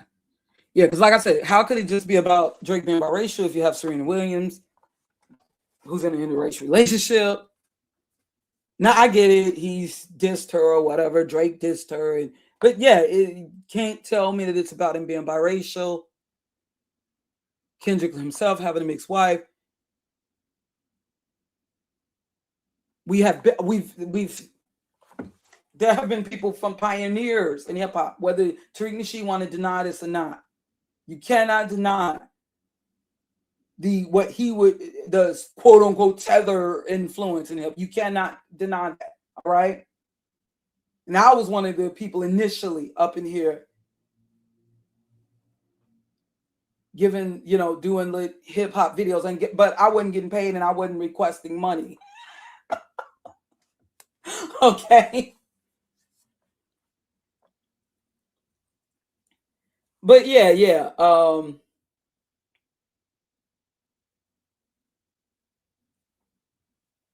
But why did the Super Bowl performance of the song represent something more patriotic to the United States in chanting? If it was about calling out Drake's freaky lifestyle or his race or whatever, why did the song, the Super Bowl performance rather, as he's chanting "Not Like Us," why as he's chanting this is representing the performance, representing something more patriotic to the United States? And they're chanting, "They not like us. They not like us." And why did we see the actor Samuel L. Jackson, who had spoken against non-American Black actors taking the roles from Black Americans? He spoke on this before, back in, what was that, 2017. Why did we see him now? Okay, he's opening a performance. And oh, this is the same guy when Eminem, I showed y'all how he defended Eminem when people like Blair Underwood and Stevie Wonder disagreed with what Eminem did in mocking Michael Jackson. He defended Eminem. So I don't know. I love Samuel Jackson as an actor and all, but is he really all that down, for Black Americans like that? But remember, he's still an actor. Why is he dressed up like Uncle Sam? What the heck that got to do with dissing Drake? Okay, if it's a Black American, then why not wear the red, black, and green? Why, because it ain't like this country still ain't gave us damn reparations. So why would we be so eager to represent the red, white, and blue? We ain't even got damn reparations. Why not wear the red, black, and green or something? I'm not saying that I'm going with these, the symbolism myself, but I'm just saying, why the red, white, and blue when this country has not even given us reparations? Why all the patriotism? Why dress as Uncle Sam even? Y'all ain't even thinking about that. Why was he dressed up as Uncle Sam? And they got this picture here. And he posted this at his Facebook. Samuel Jackson posted this picture at the Facebook. Now you know this picture. I want you for the U.S. Army, nearest recruiting station. Let's get a little history on this picture here. Hold on. We best be caught up. Hold on. Because I keep feeling I got to refresh. Okay. Make sure that y'all seeing what I'm showing.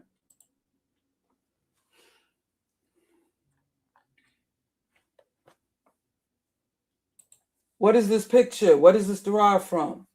This is a depiction. Okay, I'm gonna give you a wiki quickie. JM Flag's 1970 poster was based on the original British Lord Kitchener poster of 3 years earlier. It was used, this poster was used to recruit soldiers for both World War I and World War II into the United States Army. Uncle Sam is a common national personification of the United States, depicting it's not just about patriotism now, depicting the federal government or the country as a whole. And it was used, that's why it says, I want you for the U.S. Army, in recruiting soldiers, American soldiers for war. Remember, Ivanet Niyash. Ivanet Niyash. Ivanet Niyash. If you know the episode I'm talking about, and this episode aired just months before the 9/11 incident. If you know what I'm talking about, you know what I'm talking about. See, for all we know, Kendrick and Drake, they both playing us. This could be all a part of it, all part of propaganda. Like what I was saying, like what people have talked about with the Beatles versus the Rolling Stones. You're supposed to saw the Beatles initially. They had them songs like "I Wanna Hold Your Hand." They were the good guys. The Rolling Stone were the bad boys. I can't get no satisfaction, even though he didn't make the original. They didn't make the original. That was Otis Redding. But the Beatles were the good kids. The Rolling Stones were bad kids, but they were both with the same record label. And then the Beatles, I believe, ended up having, even being that they were way more influential, I feel, had more of a negative effect. Dick Gregory claimed that John Lennon told him, and they were friends, there are photos of them together and everything, he said that the Beatles was put together to get white kids hooked on drugs. But what if this is all part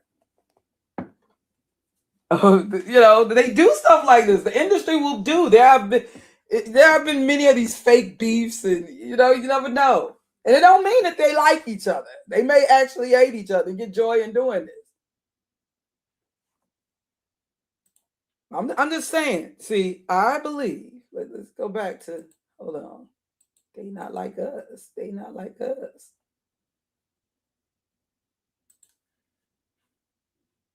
Just look at this for a minute. This is what I believe. I believe that there are plans to get our people, Black American people, to join and support the U.S. military and its actions of warfare, which I believe will be taken and very soon against these supposed Islamic nations. Y'all hear me though? Do you hear me though? Okay.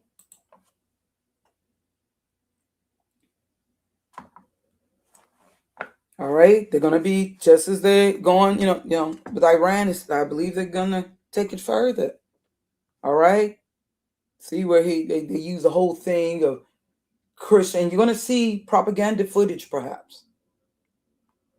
I'm not saying that there aren't issues, between terrorist groups. I'm not saying that there aren't religious, political issues in these nations. Nobody's denying that, but I believe that things are going to be magnified.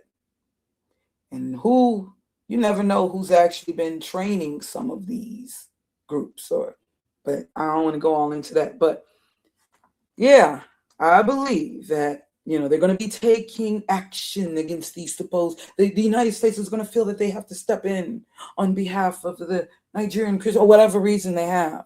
They're going to be taking action against these Islamic nations of Africa, nations that include Nigeria and, nations within the Sahel region. Okay? And like with World War II and the Vietnam War, they're going to need our support. And in this case, we'd have to be on board to them unaliving and taking out children, even.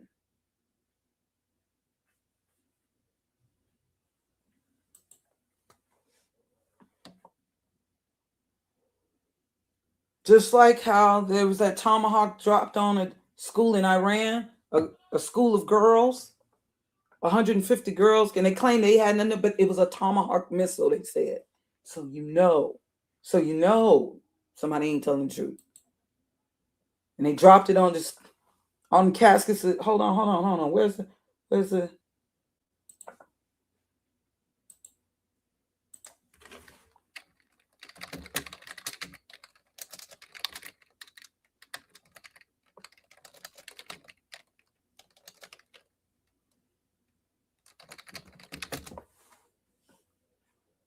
hold on.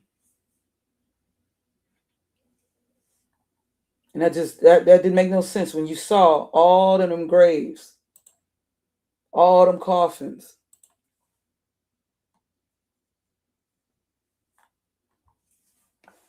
Are y'all down with that? FBA? Are you down with that? Are you down with that? Are you down with that? Now, of course, we're supposed to care about all children, hold on. You down with that? Yeah, we're not just supposed to care about children only that look like us. Of course not. You down with that, FBA?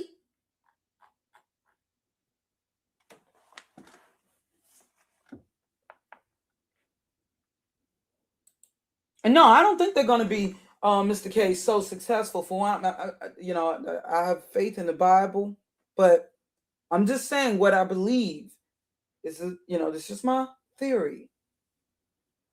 Because, and I'm sticking to it because this was something I said over a year ago. When I said over like 2-3 years ago that expect for TARIQ NASHEED to be going harder at Africans, and it happened. Expect for them to try to, go into, and look what happened December 25th last year with Nigeria.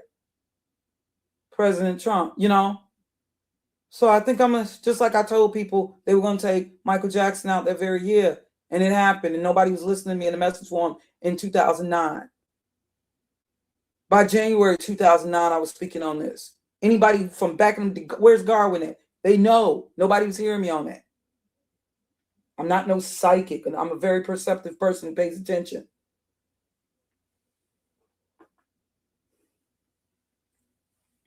I said they were going to come up in here in response to this whole, the Tommy Sotomayor. They're going to come with a strong female equivalent.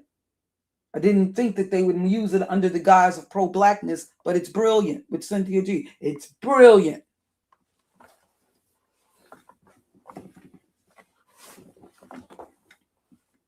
How you doing, Jasmine?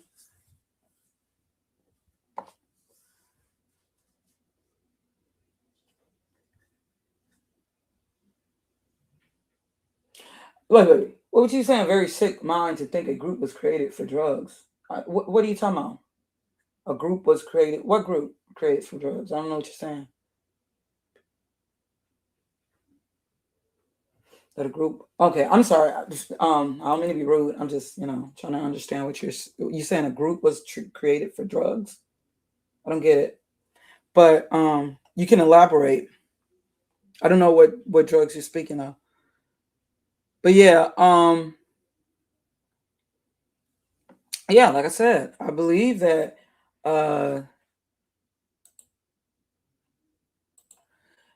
they need our support. And again, in this, we'd have to be on board with them unaliving and taking out people, children included, babies included, who look just like us. But we must first be convinced that they are not like us. Okay? Now, what do the ADOS movement, I'm supposed to be talking about ADOS, right? What do they got to do with any of this? What does ADOS and FBA have to do with any of this? Okay. Well, I don't know if I'm the only one who noticed this, but the ADOS movement seems to have become less about pursuing reparations and more about taunting blacks who are foreign to the U.S. and reminding us about how much they supposedly don't like us. That seemed to be the focus. Remember, before it was supposedly hold on, what was it before? Supposedly reparations first, right? Cut the check, reparations first. Now they admit to being a movement, even though TARIQ NASHEED, who has felt the need to even hashtag FBA, he says it's not a movement, it's a lineage. Why would you hashtag a lineage? I mean, why would you, trademark a lineage though? It is just a lineage, And if it's not on the census, all right, we're already called Black Americans by census. But you understand, they're pushing FBA. And they also understand the power of acronyms, chants, numerology. They understand that stuff. Colors, symbols. Oh, I'm sorry, dear. I'm so sorry. Right. Yeah, but this is what Dick Gregory said. I don't think he's lying about that. And, you can find pictures of, him and John Lennon, them together, and he's saying that I'm so sorry. You got forgive me for any intolerant response.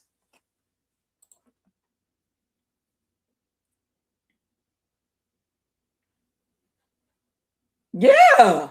Okay. Who had the receipt? Was that Morris World TV? Who's at to show the receipts on that?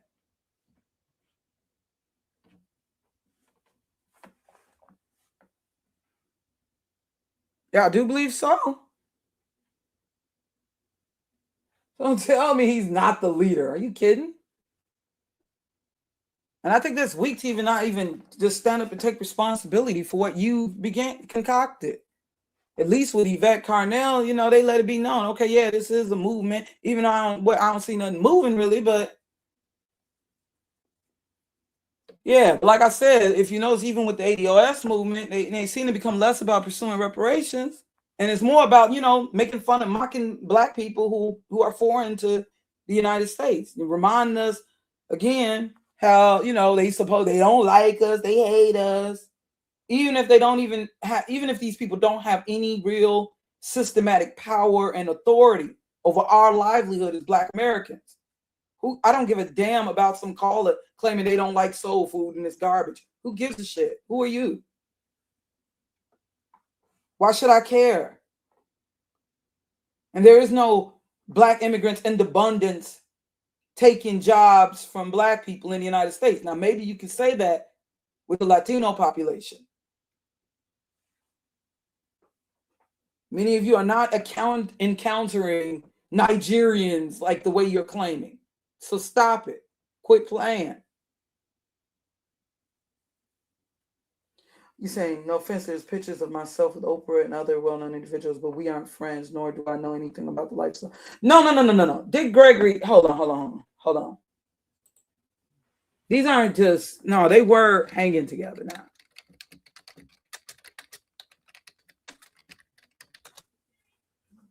Okay, now I don't agree. Hold on.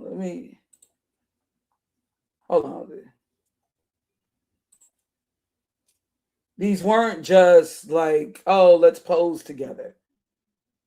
Just like how Michael Jackson used to hang out with Yoko and little Sean Lennon and stuff. I understand. Dick Gregory, just like he marched with Betty Friedan and Gloria Steinem, and, you know, Dick Gregory, not only had he been an entertainer, part of the entertainment, you know, let me say, going back to what, 1950s, he was also considered an activist and a diet guru. Look, you see, this is him.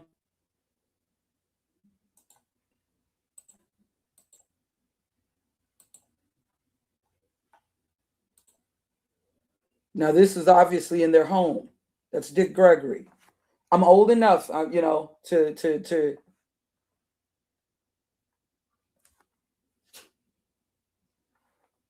remember, I'm in my 50s now. I'm still relatively young, but I'm just saying. I remember when John Lennon was assassinated. I was in school by that time. Very, very young child. I remember that in December 1980.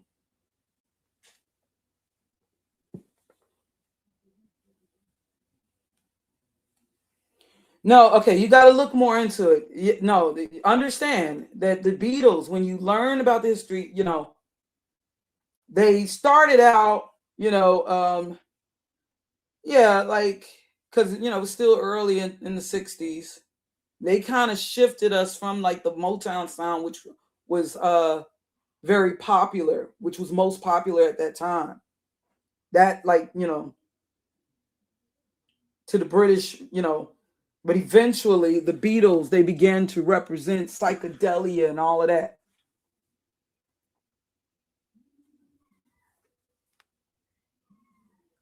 I don't know why. How could that not be hard to believe?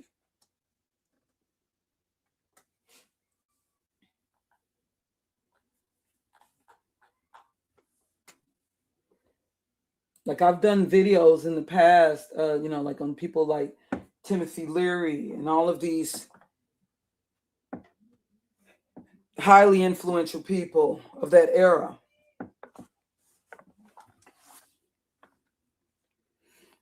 But yeah, oh, I'm sorry. I hate the way that this is with you. It's like you got to click all around. You didn't see what I was showing you. I'm sorry with Dick Gregory. Hold on. Did I click out? Did I click out? Hold on. I'm trying to show you with Dick Gregory. Yeah, that's Dick Gregory. Yeah. Here they are on the cover of Jet magazine. Yeah, so they weren't. Yeah, Yeah, I'm sorry. I thought you were all this time seeing what I was showing you.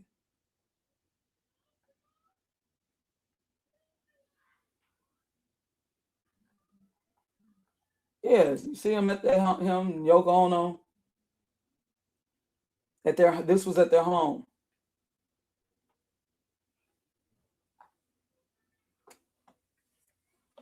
Now, you know, you don't have to believe if that he was telling it, you know. Right. You gotta know this world is evil. They've done much worse. That's not hard to believe. Now, I don't necessarily believe everything that or believe everything that Dick Gregory believes, but I don't think he would be lying. And I noticed certain things he said. I was up on how is it that when the whole thing with the accusations with Bill Cosby really blew up, I was already prepared for it, and I knew because I had read. Dick Gregory said that this was happening in his book that I read. Let me see. This book was like from the late 90s. So I already knew what was to come with Bill Cosby. He was also good friends with Michael Jackson. Michael Jackson telling them they trying to kill me. Because also understand that he was also like this health, you know, like how a lot of people go to Dr. Sebi, would go to Dr. Sebi. That's how it was with Dick Gregory.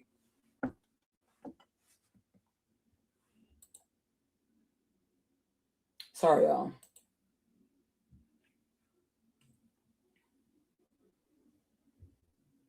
But yeah, again, going back to okay, like what I was saying with the whole now, like I said, what does this have to do? What I was talking about now, what does it have to do? What I was just talking about with what I believe may be plans for us to go to war. What does this have to do with the ADOS movement? You know, like I said, again, if you notice, they have become less about pursuing reparations and more about us taunting other Black people who are supposedly foreign to us, even though these are Black people. Like I said, they don't have any real systematic power and authority over our livelihoods, we as Black Americans.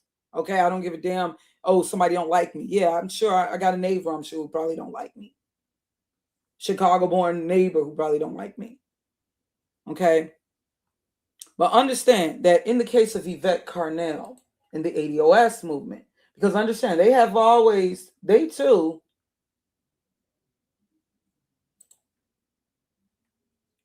were critical of I do believe they were also critical of, as you see here, like the Obama administration. You see this post from 2016. Was Obama the first African American president? Also, a critique of my president was Black by Ta-Nehisi Coates. Okay. Yeah, was Obama the first African American president or a political poser? So although, yeah, she was one, definitely, and I can understand the criticism of the Democratic Party. I can understand that.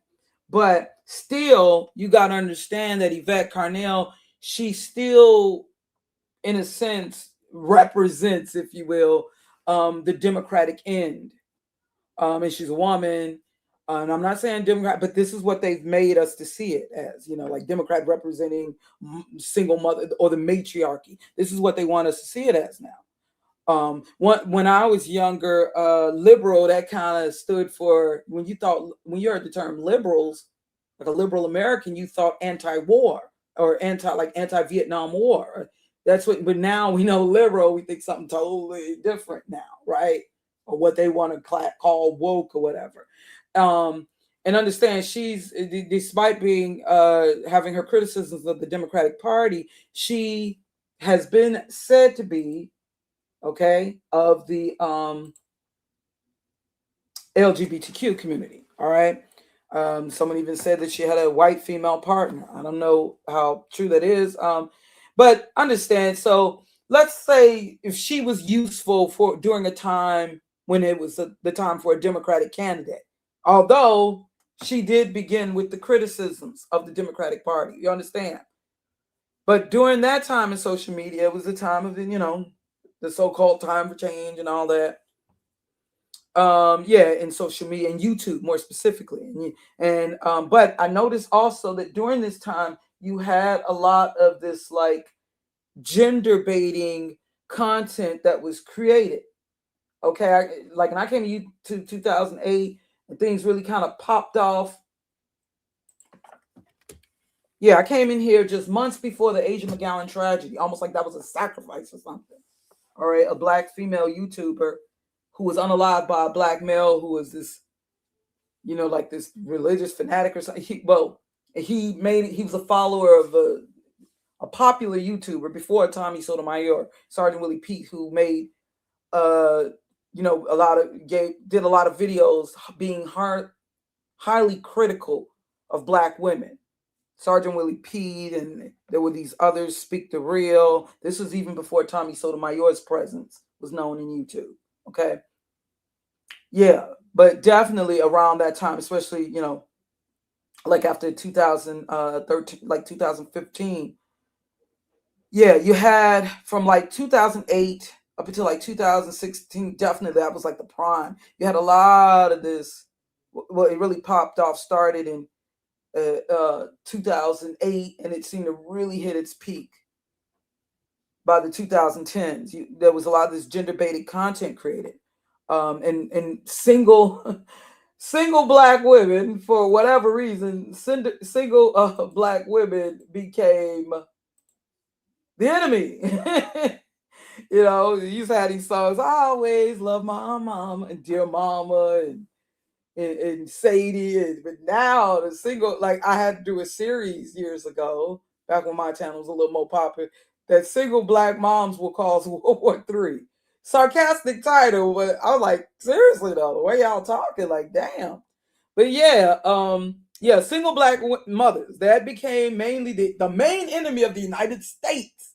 So you're getting the ultimate enemy, according to some of these black male mouthpieces in YouTube world, and they contributed greatly. These guys contributed greatly to what became the black manosphere. Now, the manosphere itself, it actually originated just like with feminist, white folks and they issues, okay? But you all of a sudden you went from the men going their own way, and eventually the black manosphere, and so of course this led to the counter, which I predicted was going to happen. Okay, and remember there was it led to the counter. All right, they used the woman. She came in through Boyce Watkins' camp or whatever, sector, circle, under the guise of pro-blackness, initially taking on the swirlers and stuff. Cynthia G, aka Synergy, as I call her. Yeah, she became the primary voice. I can, just that opened up for even though, of course, she ain't the first, just like Tommy Sotomayor and Kevin Samuels, definitely not the first. I've been in YouTube long enough. They definitely use YouTube for this. Of all the social media platforms, I definitely think YouTube was primary.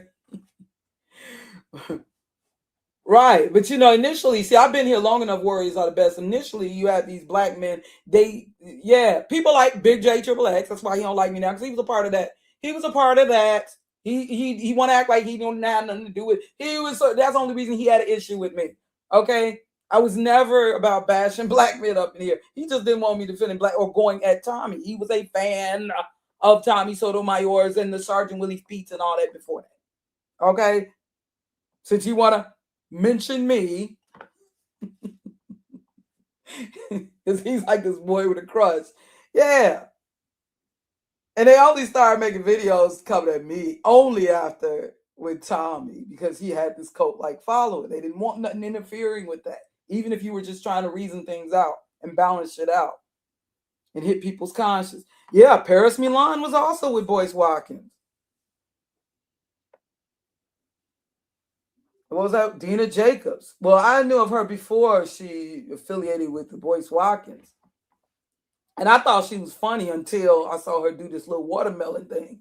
But yeah, these are some very questionable people who some of them don't even look like when I saw Cynthia G, you know, hard to see her like representing, you know, she didn't really have that look that I usually expected with a pro-black person. Well, I didn't have that look either, I guess, especially when I first came in YouTube. I was still wearing weaves and stuff. But I remember so you had eventually you had also there was the swirlers. It went from swirlers to what they call it, level uppers, supposedly, to just divesting. Oh yeah, they also had, even before that, they had a little black women going their own way. They had their little response to the black men going their own way, right? And what's crazy is some of these women, like men, came from what we thought were pro-black sectors or whatever, or just pro-black voices in YouTube, it seemed. Okay. Some of them, the women, they used to follow my channel, but they like, oh, the shit, I can't roll with you. We need somebody that's angry. We need somebody that's gonna cuss these niggas out and make them feel hurt as we feel hurt. So we love you, Lashid, but we can't roll with you no more. Because, I wasn't going, even went as far as saying I'm a mammy mule. Yeah. Not really, though, but there's a few tried to go, yeah.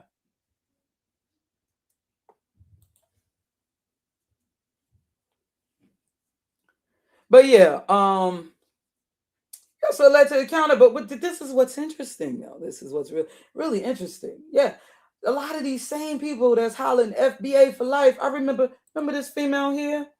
Now she was an Ethiopian woman. I think she lived in Canada with a white husband. Remember? And had the name Akat. Isn't that interesting?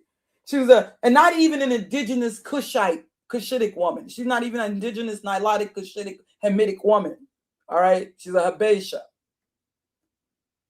All right, I believe she's in Canada with a white husband. But she makes this video. World Star where it originally got shit. It went big. And boy. Look at this channel, Black Man's Kryptonite. Now, I think it was uploaded before 2013. But boy, look, it got over 100,000 views, boy, and many other people uploaded it. Some of these same guys that's down with this FBA stuff, they we supposed to be mad at Godfrey. I remember they was high five and look all in the comment section. She's right, and she made sure the video this is a re-upload. Ethiopian chick was right about African American women, and she made sure to say in the video. And she said how we the most dangerous women and this and that. And she made sure to say, I'm not talking about women, Jamaican women or women of the Caribbean or women that's not. She said, I'm talking about Black American women. She made it clear. Or back then, African American women. She made it clear. And a lot of these same guys were high-fiving that. They were high-fiving it. See, I've been here long enough. Y'all can't just like look at. Who's this? Look at this. It says, modern men go where you are celebrated, not tolerated. These are examples of how the narrative is totally flipped. Yeah, that's what's crazy. A lot of these more popular Black male content creators in YouTube world who became the most popular, let's say around that era 2015 to 2019, they, the ones who contributed the most to causing divisions between Black American men and Black American women. Yes, American men and women. Because these Black American men, they made it clear who they were talking about. That's why I used to have people that felt they could follow Tommy. Well, Tommy first was claiming he was Panamanian, but he wasn't, from Georgia. But some of them, like there would be Island Gal, they would join Tommy because they felt, okay, well, he's not talking about me. He's talking about these. And these were supposedly Black American men.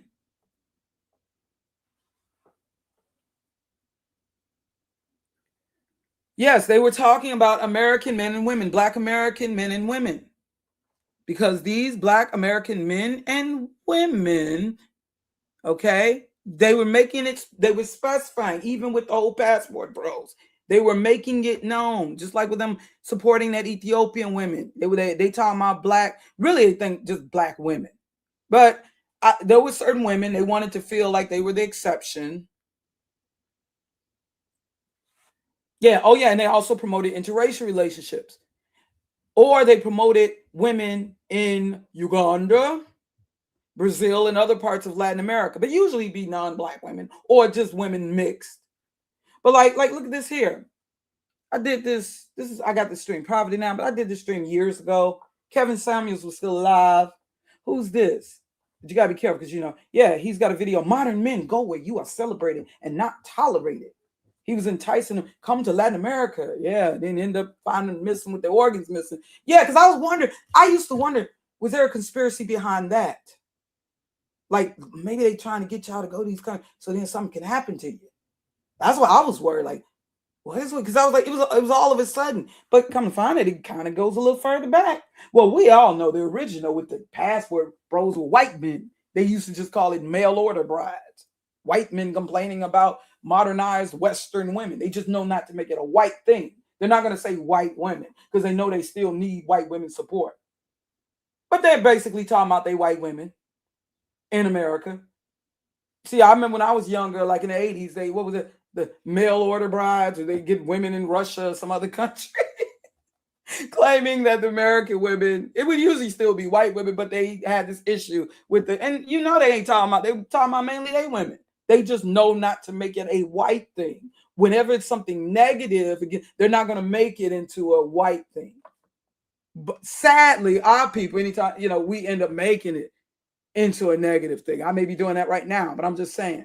But yeah, who is this? Who's this person? You got to be careful with him. Yeah, he's shown with a Latino woman, perhaps a prostitute, all bent over. If you like what you see, click if you like what you see, and doing all this. Oh, who is this? Who is it? Oh, look familiar. The Kevin, he had a music video with him in another country, the Latino women. But now he's pro FBA. Isn't this interesting? Now he's pro FBA. And these very same things that this woman is doing in this video, he would definitely be critical of Black women twerking and all that, right? And then wasn't he supposedly also representing Islam? Like, what is this guy? Who are these people? That's the question. Yeah, let me see the titles of these videos he had. Notice the yin-yang symbolism, the duality symbolism. But anyways, why so many rich and powerful men are choosing Latinas? Things Black American men need to know, the difference between Afro-Latina and Latina. Don't sound very FBA-ish to me. Why Latino women are taking all the good men away. Latino men are the happiest men in the world, and we all know why. Somebody did a video responding to him, or responding to his video. Black men should go abroad, like go beyond the United States even and get a Latina. And they were mainly talking about these Latinas that are outside the country. But they ain't got a thing. Wait, what? Oh, them not that. Be careful. Well, let's go to, and this guy here, the one that's got all the outrage at Godfrey, or saying how Godfrey's through and he's got all the outrage, and now he's also, I guess, on the pro.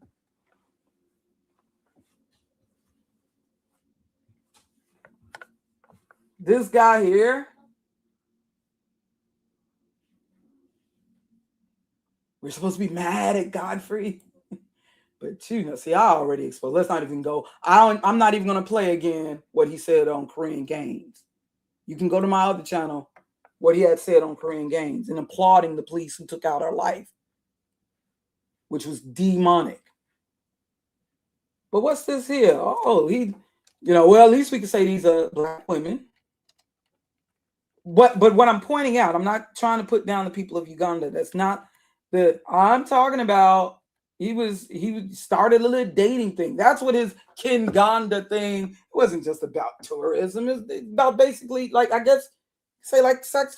Yeah, and when he started out, he was Tommy too. Even though he likes making videos criticizing Tommy, and you know I can't stand Tommy, but he was Tommy 2.0. How was he any even better? Clapping and applauding the death of Korean Gaines. What did she do to black men? Or against black men?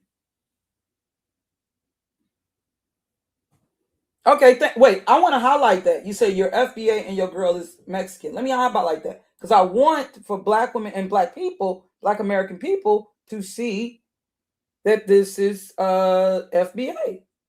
So, is this really what they claim? Thank you for helping and exposing it.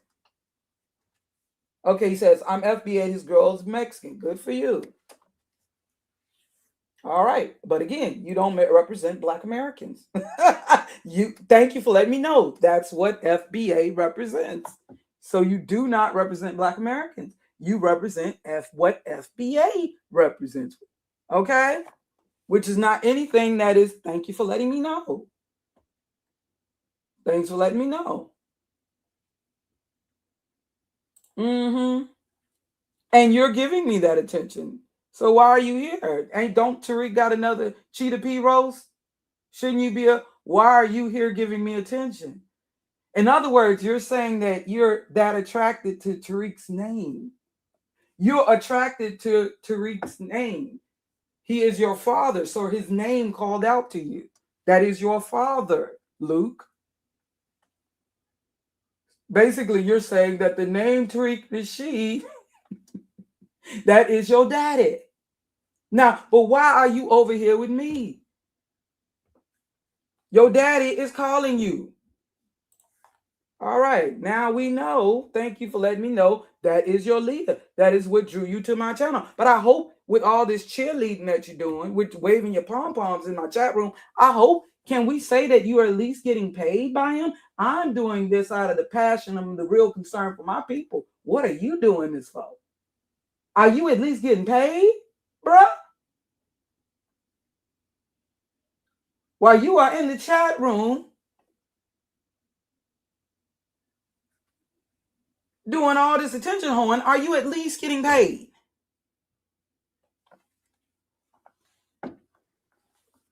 So I want y'all to see, this is what FBA, he's letting it be known here. That's why he is here, because he sees TARIQ Nasheed's name. He searches for TARIQ Nasheed. That's what he's looking for. Some of these people are paid subs and bots too, you best believe.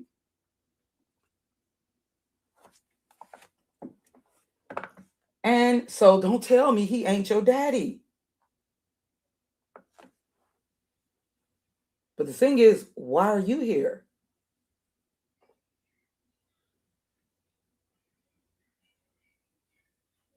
See, they don't like what I'm bringing out here. So, of course, they're going to try to stop me. Yeah, he sure did. I see your messages, Coco Canes.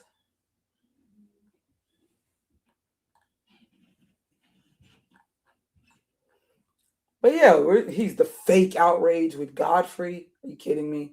This guy's so gossipy. Why did he change his name from Cornelius? This guy, his father was in the movie Penitentiary. Had a really small part in Penitentiary too. Why he changed his name to sound like Ice Cube, the person who wrote "A Bitch Is a Bitch" NWA?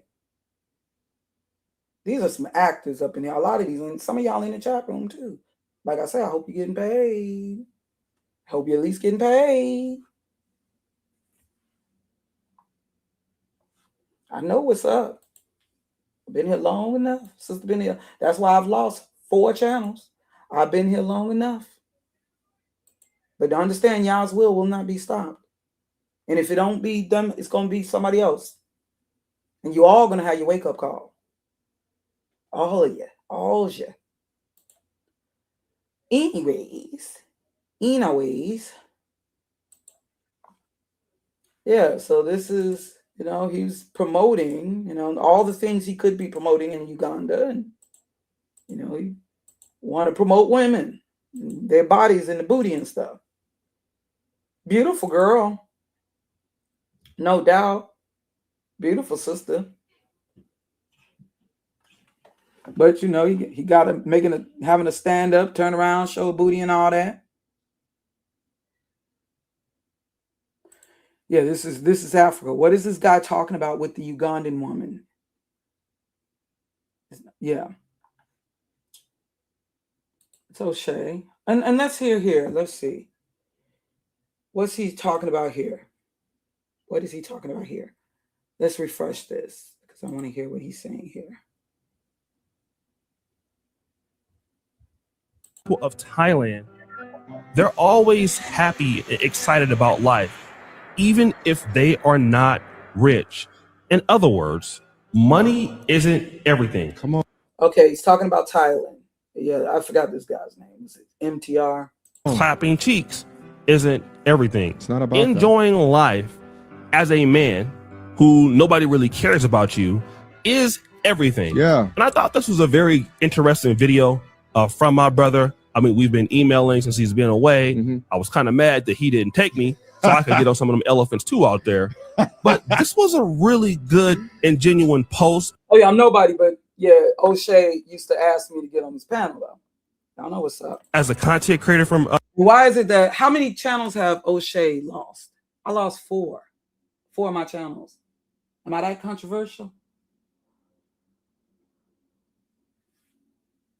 How many has he lost? Although this is the same guy did a video clapping and applauding the death of Korean Games.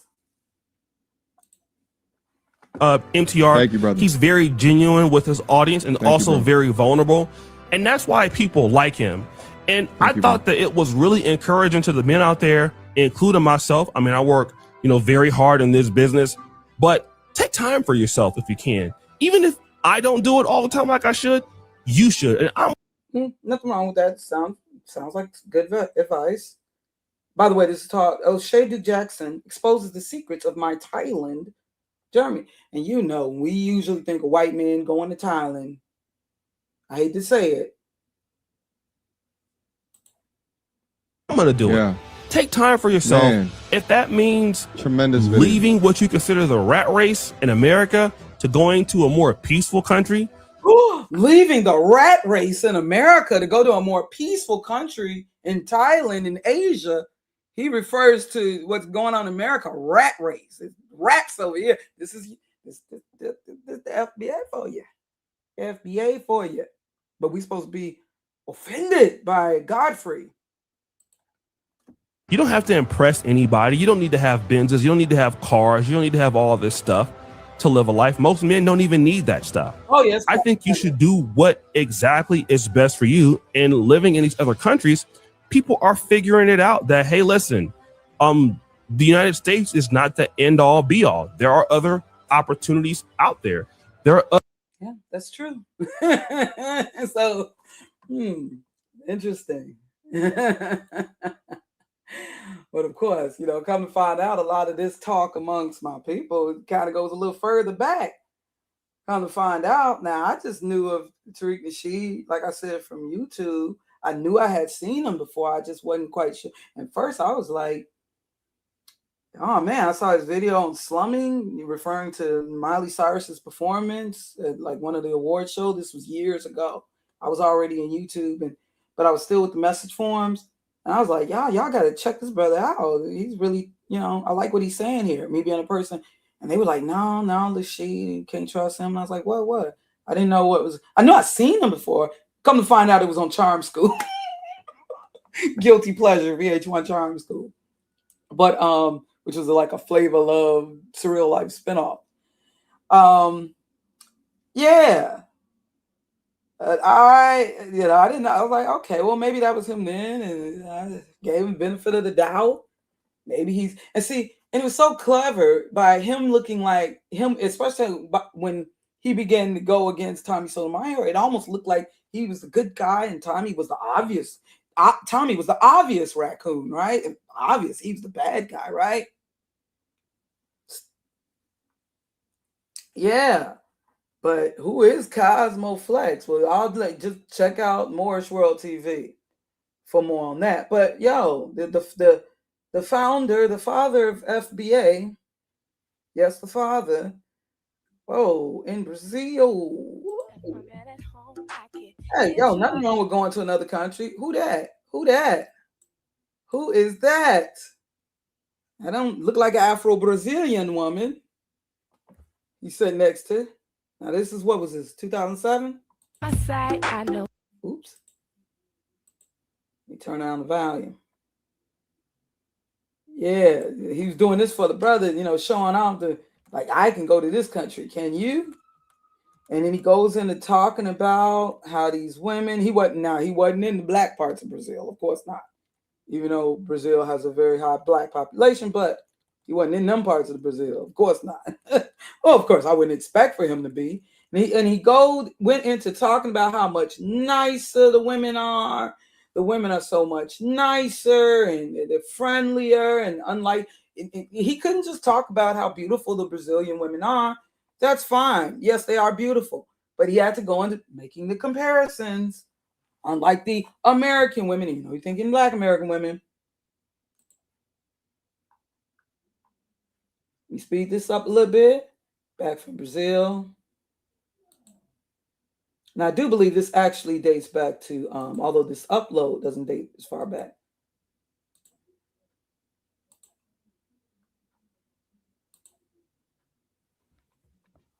And you know how it's in the United States, like if you go to a social spot, you'll see like a bunch of fugly, half-ass looking women with a few dimes sprinkled in. That's what you'll see out here in the States. Out there, it's the exact opposite. It's the parallel universe. You see a bunch of dimes with a couple of ugly broads sprinkled in.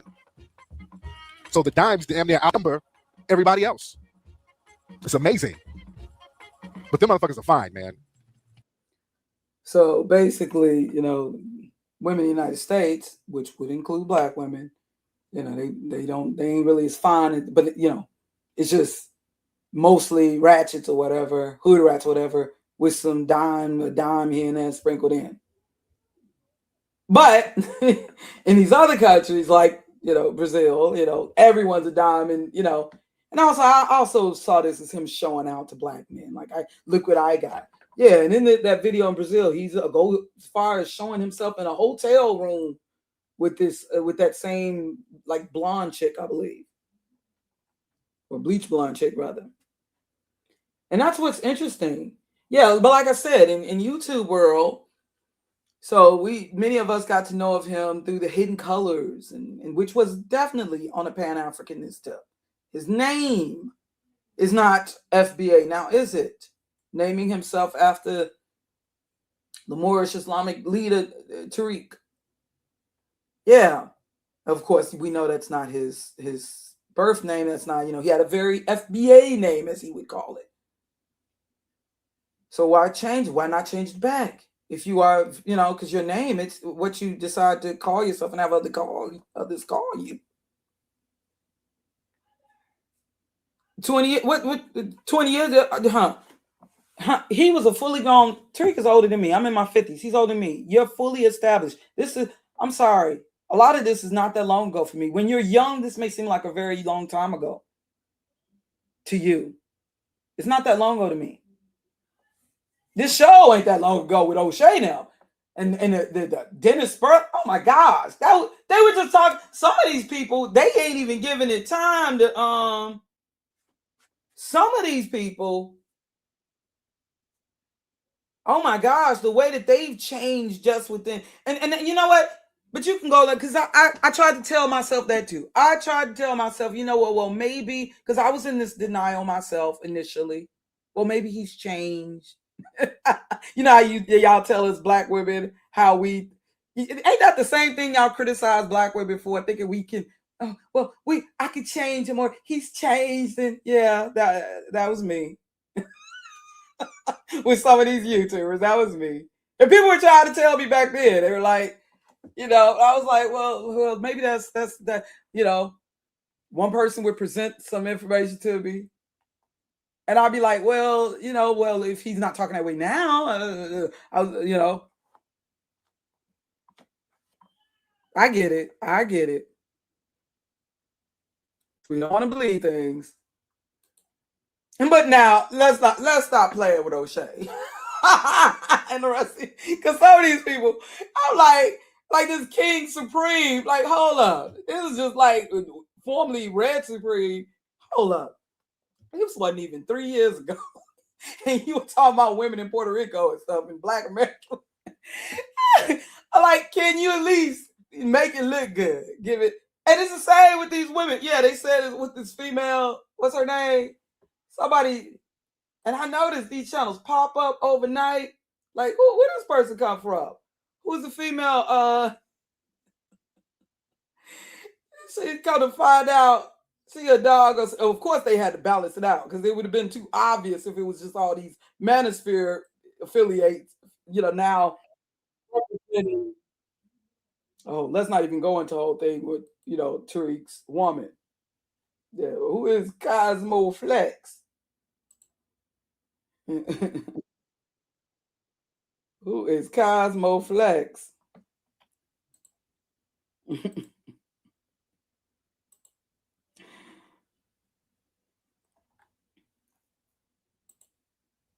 It's old stuff.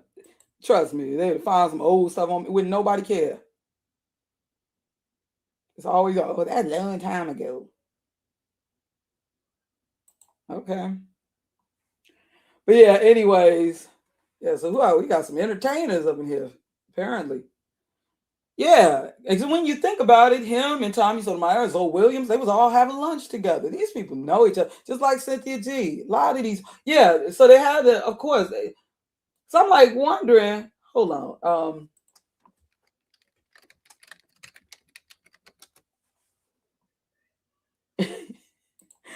Yeah, the divested or pro-black pop like now, she ain't been around that long. I don't think. No, come to find out, she had a channel in 2012. But I've only noticed this person recently with this FBA stuff. They saying that this person, the doggone divested. I said, you got to be kidding me.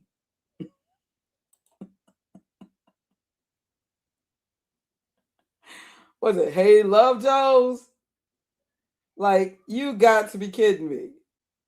And what they showed looked like it wasn't that long ago. We got some dang on that. What's going on? Rhetorical question, by the way. I already know. Got some actors. If you notice that Cynthia G, Cheetah, look at the Cheetah print. Some of these people too, I believe, are some MK monarchs, plants. You know anything on mind control ultra and stuff. But yeah, love the one-eye symbolism. They notice how they love using that laurel, what's that leaf, that laurel wreath, that Roman symbolism. They love using this Edomite symbolism. You notice that? I pay attention. I pay close attention to the symbology and all of that. It's part of the FBA. I noticed it was a group of these YouTubers that was linked with Cynthia G, all using some, just like I had explained to y'all why she was using that upside down pink triangle and what that actually symbolized. You hear me? I even told black women up in here, beware of that black girl magic promotion. Who is behind that? What is behind that? And you wonder, yeah. So yeah. And I noticed they gotta have, hold on. Yeah, so being that a lot of the, oh yeah, and now you got more black women. See, they knew too. The easy way of coming up through YouTube was first going at black women. That was an easy way because nobody would care. But now that they got to focus on the FBA thing, so they got certain black women up in here. If you want to refer them to as pick-me's or whatever, they kind of taking over the spot for the Tommy. Hold on. I put this together for a thumbnail. Hold on,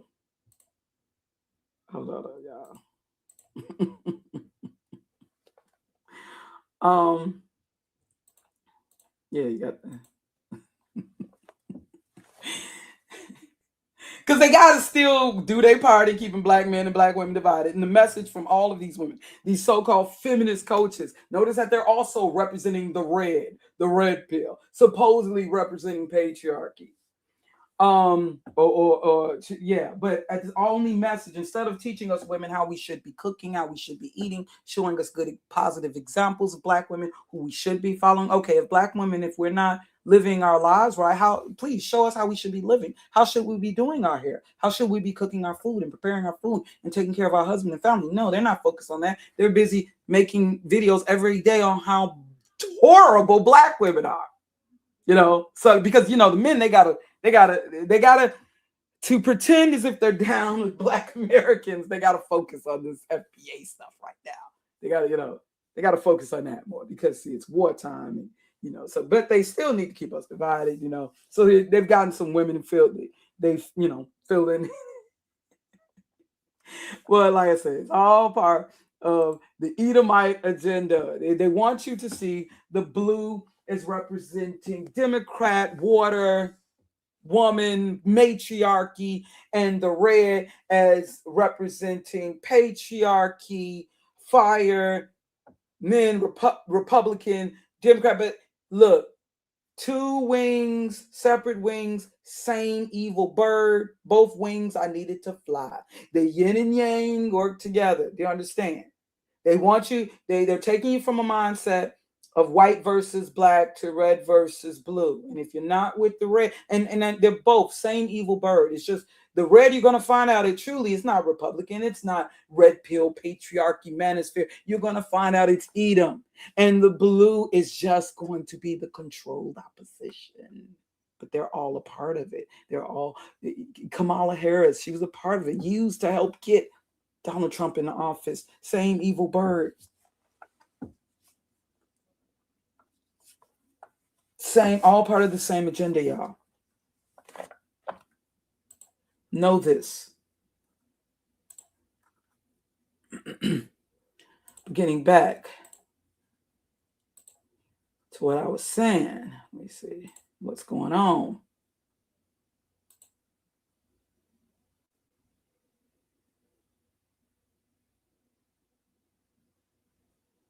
And what is really to be feared in the time that we're in.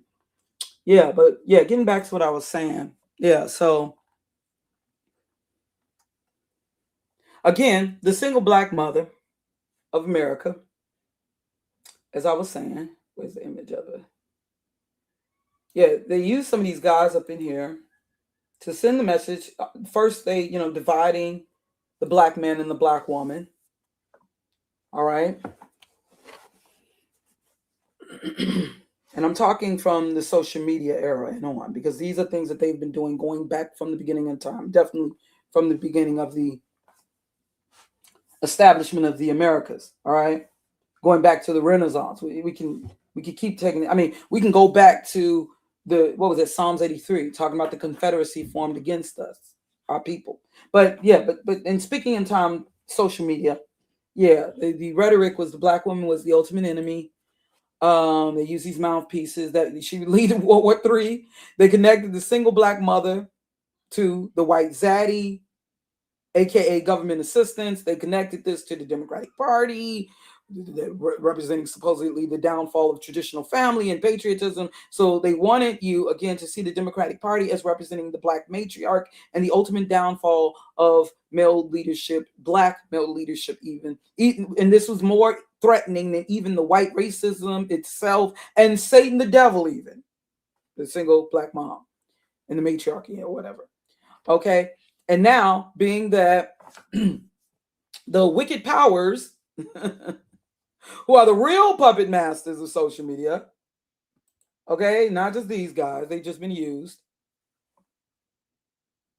Okay, the one on the left, he just didn't, he ended up becoming out of control opposition. Now, he really was canceled out of YouTube because he went there. Not on our behalf, though, on the behalf of his white Anglo-Saxon following. Okay, thinking he could go at the ish people so easily because he's thinking, oh, I got the support of the white majority. Well, guess what? The majority aren't one of the ones who really run it. But anyways, yeah. So yeah, they now that, again, the wicked puppet masters, the real puppet masters of social media, they use these black mouthpieces to divide black men and black women, and which also led to, the whole divestment and all that crap. Okay, so now it's time to go to war with the extended family. Time to go to war with the extended family. All right, so these very same guys are now participating in dividing us all. And see, it would be the time then, because it's the time for a Republican leader, or the red, representing the red, which represents war. And they need to keep this whole pro-American, anti-African agenda brewing. They got to keep it brewing. And they need to turn it up, being that it's wartime. But you see, Yvette Carnell, she's kind of representing more of the blue. This needs to be reversed. The colors need to be reversed, even though that looks kind of awkward. But even though, yeah, she was initially, criticized. And understand, this ain't about me supporting the Democratic Party. Absolutely not. But see, that's why he had to kind of co-opt TARIQ. She had to co-opt it because it was time now to go to war with the extended family. It'd be time for a Republican leader representing the red. Okay, so they turning it up. It's wartime. And you see, but Yvette Carnell, her being this androgynous woman, despite what she says against the Democratic Party and criticism, she still, in a sense, even by just image alone, represents the blue. She represents the blue pill. You understand what I'm saying? She represents the blue.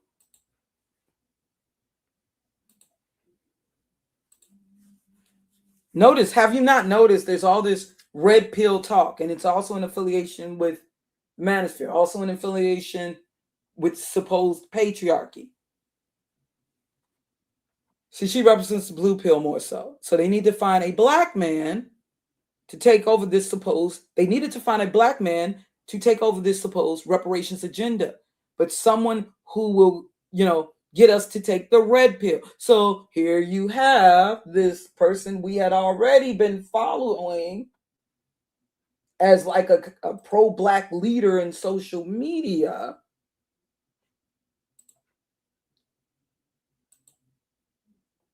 Okay.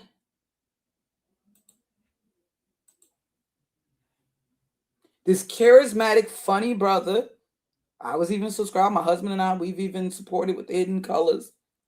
And he's tapped into, he also is able, and I love music and I'm very much in hip hop. He's also tapped into the hip hop influenced community of Black Americans. He comes from gangsta pimp rap. He was on that gangsta pimp rapper tip to Mac Daddy author to pro-black film creator and social media personality, representing initially Melanoid Nation while he was roasting the raccoons, right? So, he was roasting people like Tommy, right?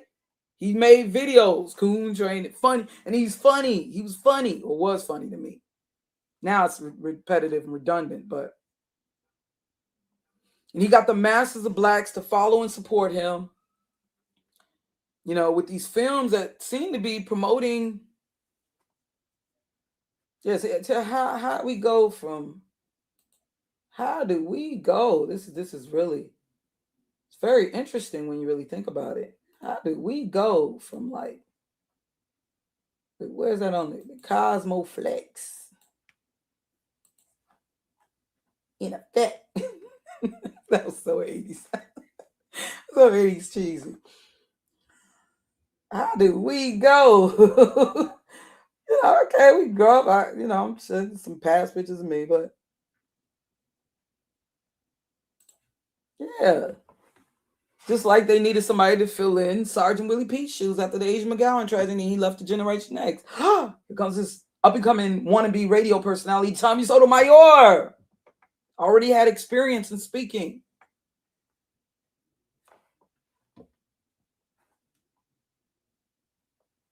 Hold on. Let me get rid of all this stuff in the chat room. We finna get rid of all of the distractions because that's what they want to understand, Mr. K. They want you to stay distract what they do. Like when they had Professor Smalls debating, they were all in the chat room throwing, that was the way to keep people distracted from what he was saying. I know the little tricks that they do. Remove.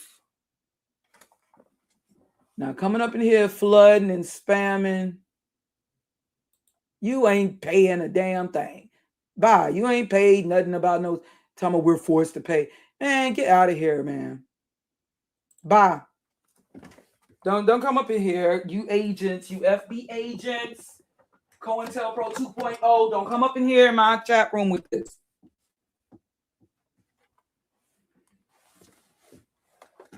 You're not spamming. You're not distracting with the BS. I know how y'all do. I've seen how y'all do.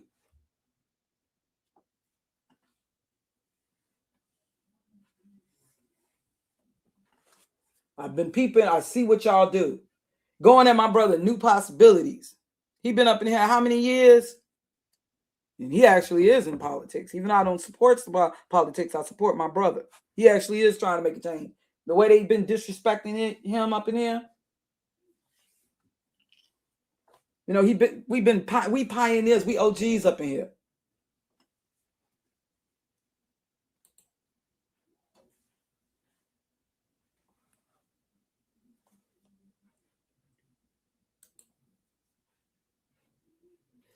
I hate to say this, but I learned something with that. What's that dude, Uncle Suge? I know I was warned about him, but it's kind of, I didn't know what happened with Gilbert Arenas and people getting fired. It's kind of, I've been wanting to send a message, but it's like, no, because I can't totally agree with how far things have went with the whole Kwame Brown versus Embiid. Even though, I see that Kwame Brown ain't about it. He another, I believe, just a celebrity plant. I was giving him the benefit of the doubt, but it's kind of sad with dude, Uncle Suge. I don't, because I really like seeing his success as a YouTuber, even if I didn't totally agree with everything with him. And it reminds you how so many of us YouTubers are being used, actual content creators. But that's the thing. A lot of people going to be replaced. Even these hot shots up in here. Even these big mouths who think they are untouchable. Don't think, even with the Oshay, don't think you are not, y'all all are going to answer. Because for what, especially when I consider the way you were responding with Korean Gaines, even mocking, it sounded like he was mocking the Holy Spirit, like he's speaking in tongues and all of that. That was very wicked. Never apologized or nothing. You just thought you could hide all that stuff you were saying back then. Because these people, they have no fear of the Most High Yah, but you will. But you will. I guarantee you will. And you think you're going to keep attacking the children of Yahudah, the children of Yasharel? This brother is Igbo. I just hope that he knows this. I don't approve of the whole Godfrey we trust. Kind of like seeing yourself as God. I understand it's his name. It's a play on his name. I get it.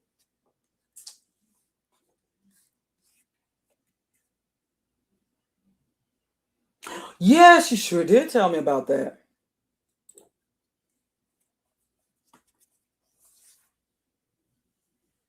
And I had never considered that before. Never really knew about that before.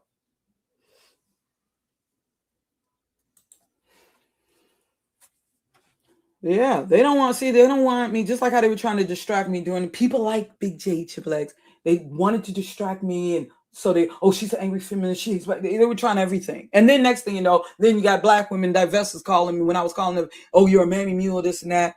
They don't want people like me hitting your conscience. That's the problem. It wasn't about me bashing black men or black women. They don't want me hitting your conscience. Are you ready? See, people like you, they don't feel that they're going to be the ones going to war. Yeah, but they want you. Are you on board with the taking out? I don't think they're going to really achieve what they think they're going to attempt. But that's what they want you to be ready for. Because they got plans. They're going to use excuses. This is my theory now.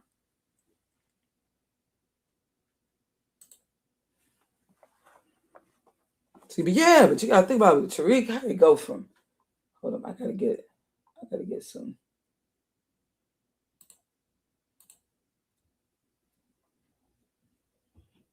Hold on, give me a second, y'all. Doggone it, nothing's happening. Trying to remove some.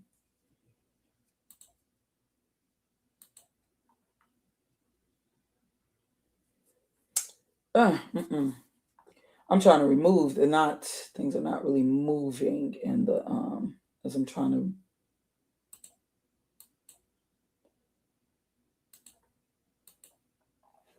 to skip it. Things are kind of freezing up on me. Press 1 if you can hear me loud enough, clear enough. I'd appreciate that. I can see how things are kind of freezing.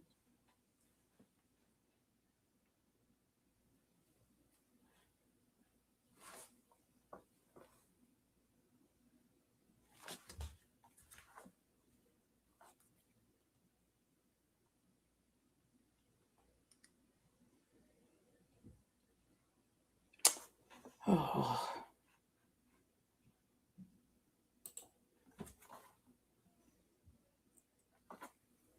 Give me a sec.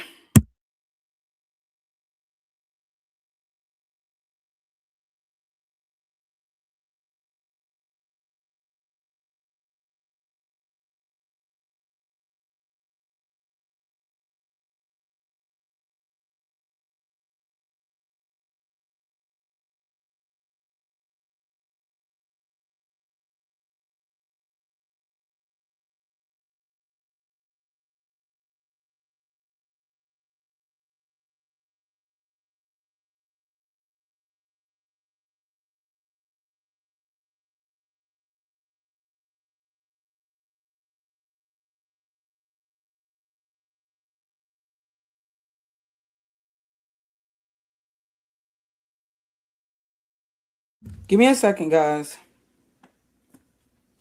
Things are kind of freezing.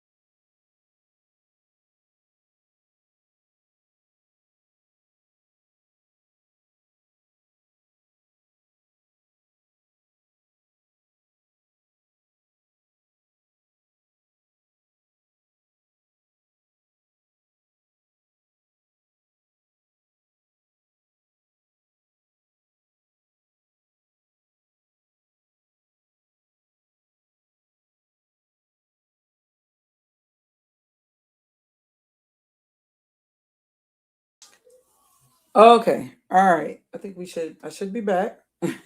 Hopefully. Can you hear me loud enough, clear enough? I'd appreciate pressing 11. Yeah, stuff started freezing up as I was trying to get rid of. Let me try once again. I hope it don't freeze up again. Okay. All right. I'm having more success now. Okay.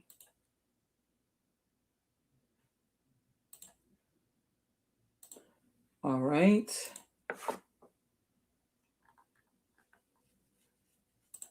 Okay, so once again, just setting everything back up, opening everything back up.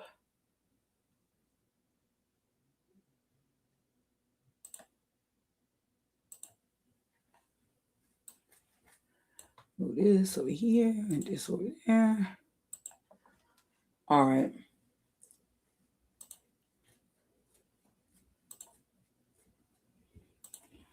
Okay. If you could just one more time for me, press 11, let me know.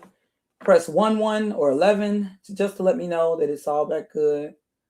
Yeah, I got too much stuff up. And I'd appreciate that. Okay, thank you. Yeah, so like I said, they needed a black man to take over this, supposed reparations agenda. But again, someone who will get us to take the red pill. So TARIQ NASHEED, funny, charismatic. He's linked with the hip hop, he's hip hop influenced, and he's definitely tapped into, the hip hop influenced community of us Gen X's, millennials, and younger. Like I said, he went from, he was a gangster pimp rapper, Mac Daddy author, pro-black film creator, social media personality, representing Melanoid Nation initially, while roasting the raccoons. And he got the masses of blacks, myself included, to eventually follow and support him in social media and YouTube, with films that seem to be promoting international Black history and achievements and Pan-Africanism even.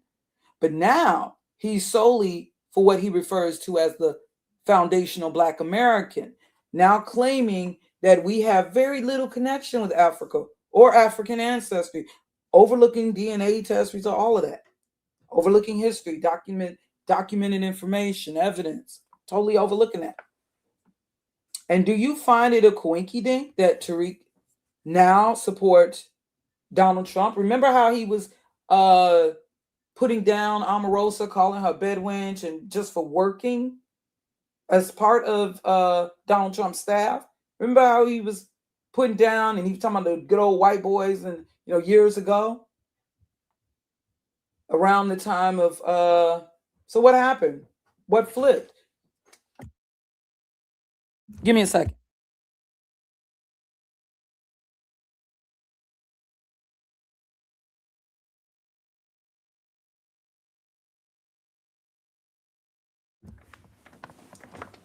Yeah. Has Trump done anything? I can understand. Okay, we've been calling out the Democrats. I get it. All right. But they are not the ones in the primary positions.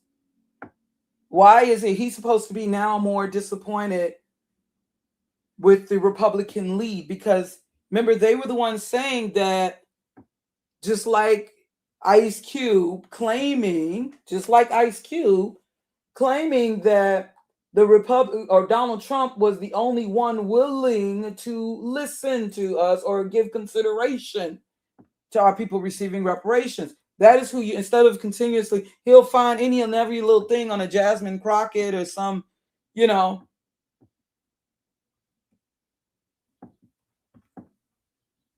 are supposed to be more disappointed, since it seemed as if Donald Trump, okay, we get it. Democrat, not good for our people. But this is a sly way. But of course, he's not pro-Trump. And he's even going as far, though, as high-fiving right-wing racists such as Megyn Kelly and what she has to say on Haitians. What happened to the reparations talk, if that's what it was about? Right? See, is it a coincidence that he now supports Donald Trump? He supports him without supporting him in his own slick way, and by going at the Democrats any and every chance he gets, and he's reminding us of how Trump is not that bad. And I remember when Trump was initially elected, again, he was, he was talking about the racist good old white boys back in the house. But now he's more worried about Democrats who are not even in the primary positions of power right now, right?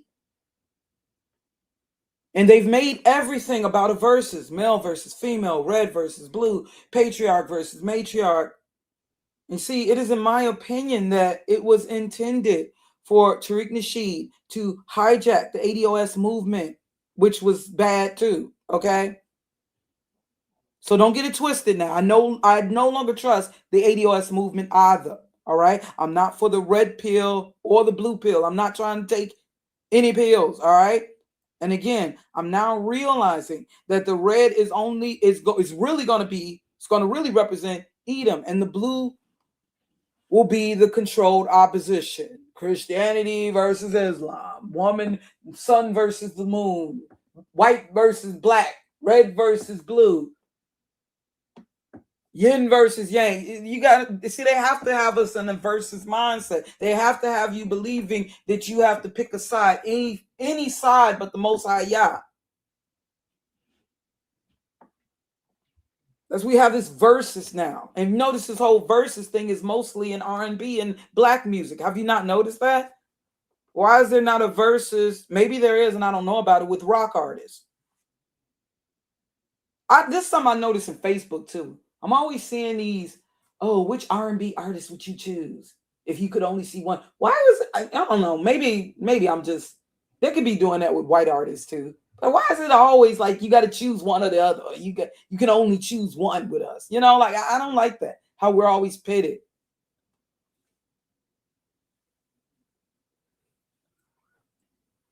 Again, the red is going to be, you're going to realize the red is really for Edom and the blue is going to be the controlled opposition. Still working for Edom. Two separate wings on the same evil bird. And Edom doing his bidding. You know, if Yah chose, they've chosen people to represent Yah, you better believe that Satan has chosen. And it's not, I'm not just talking about race here. Okay, but again, red, blue, same evil bird, both wings are needed to fly. And just as they've been fooling us with the whole male versus female, white versus black, see, understand these wicked rulers that you know, they understand, they follow the yin yang theory, believing that they know for them to do their bidding, they need both to operate. Although they want to keep us believing that we're divided. Do you understand? And the Bible does tell us that we are to be ye separate, but based on what? You see, but understand, they need the conflict. They feed off of it. They feed off of it. Thus, the Hegelian dialectic, it stays in effect. And now you see, they want to make it more about red versus blue. They want us to get in this mindset. They're going to move. See, from the time of the Renaissance and on, they made it about white versus black. Now they want us to see it more as red versus blue. You see how they so easily took out Alex Preddy. Like and I'm not saying that white folks are, but trust me, they finna have their awakening because we're at the time of the end of the Gentiles anyway. Esau was never originally white, but he's used white people as their primary soldiers. But that time is, you know, they trying to move on. Do you understand? You're gonna realize this was never about race. It was never about race. This is spiritual warfare. Ephesians 6:12. Okay.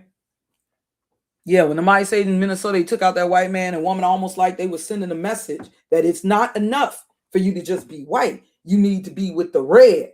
And now they're trying to fool Black Americans into believing that we have more in common with a white American so-called conservative, like a Donald Trump even. We got more in common with him. Yeah, see, he represented just the patriarchy, this and that. You see how he was Me Too? He victimized just like us. Yeah, but Bill Cosby went to jail. His ass didn't.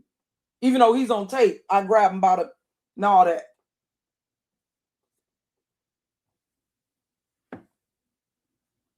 See, all of that just to make him look like he's targeted, thus not a part of the cabal. Targeted yet still protected.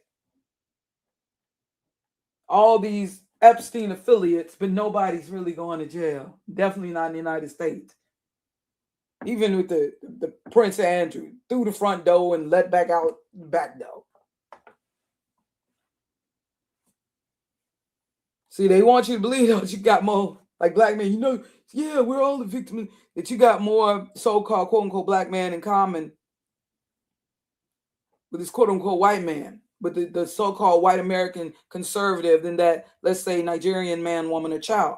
They want you to witness or even participate in dropping, like something, an act like dropping a Tomahawk missile on a school of children. You see, you won't think nothing of it, and you'll cheer it on even. I'm even seeing some of y'all comments because You're going to believe it. They not like us. They not like us. Look at this video here on Godfrey. Using terms from a racist site, chimpout.com. Godfrey chimps out on an FBA woman. You see this mess? And this looks like this is I believe this is like some AI FBA, some AI created FBA channel. FBA. Who's really behind this? Everybody's jumping on the bandwagon, acting like they're so offended. Y'all are so fake.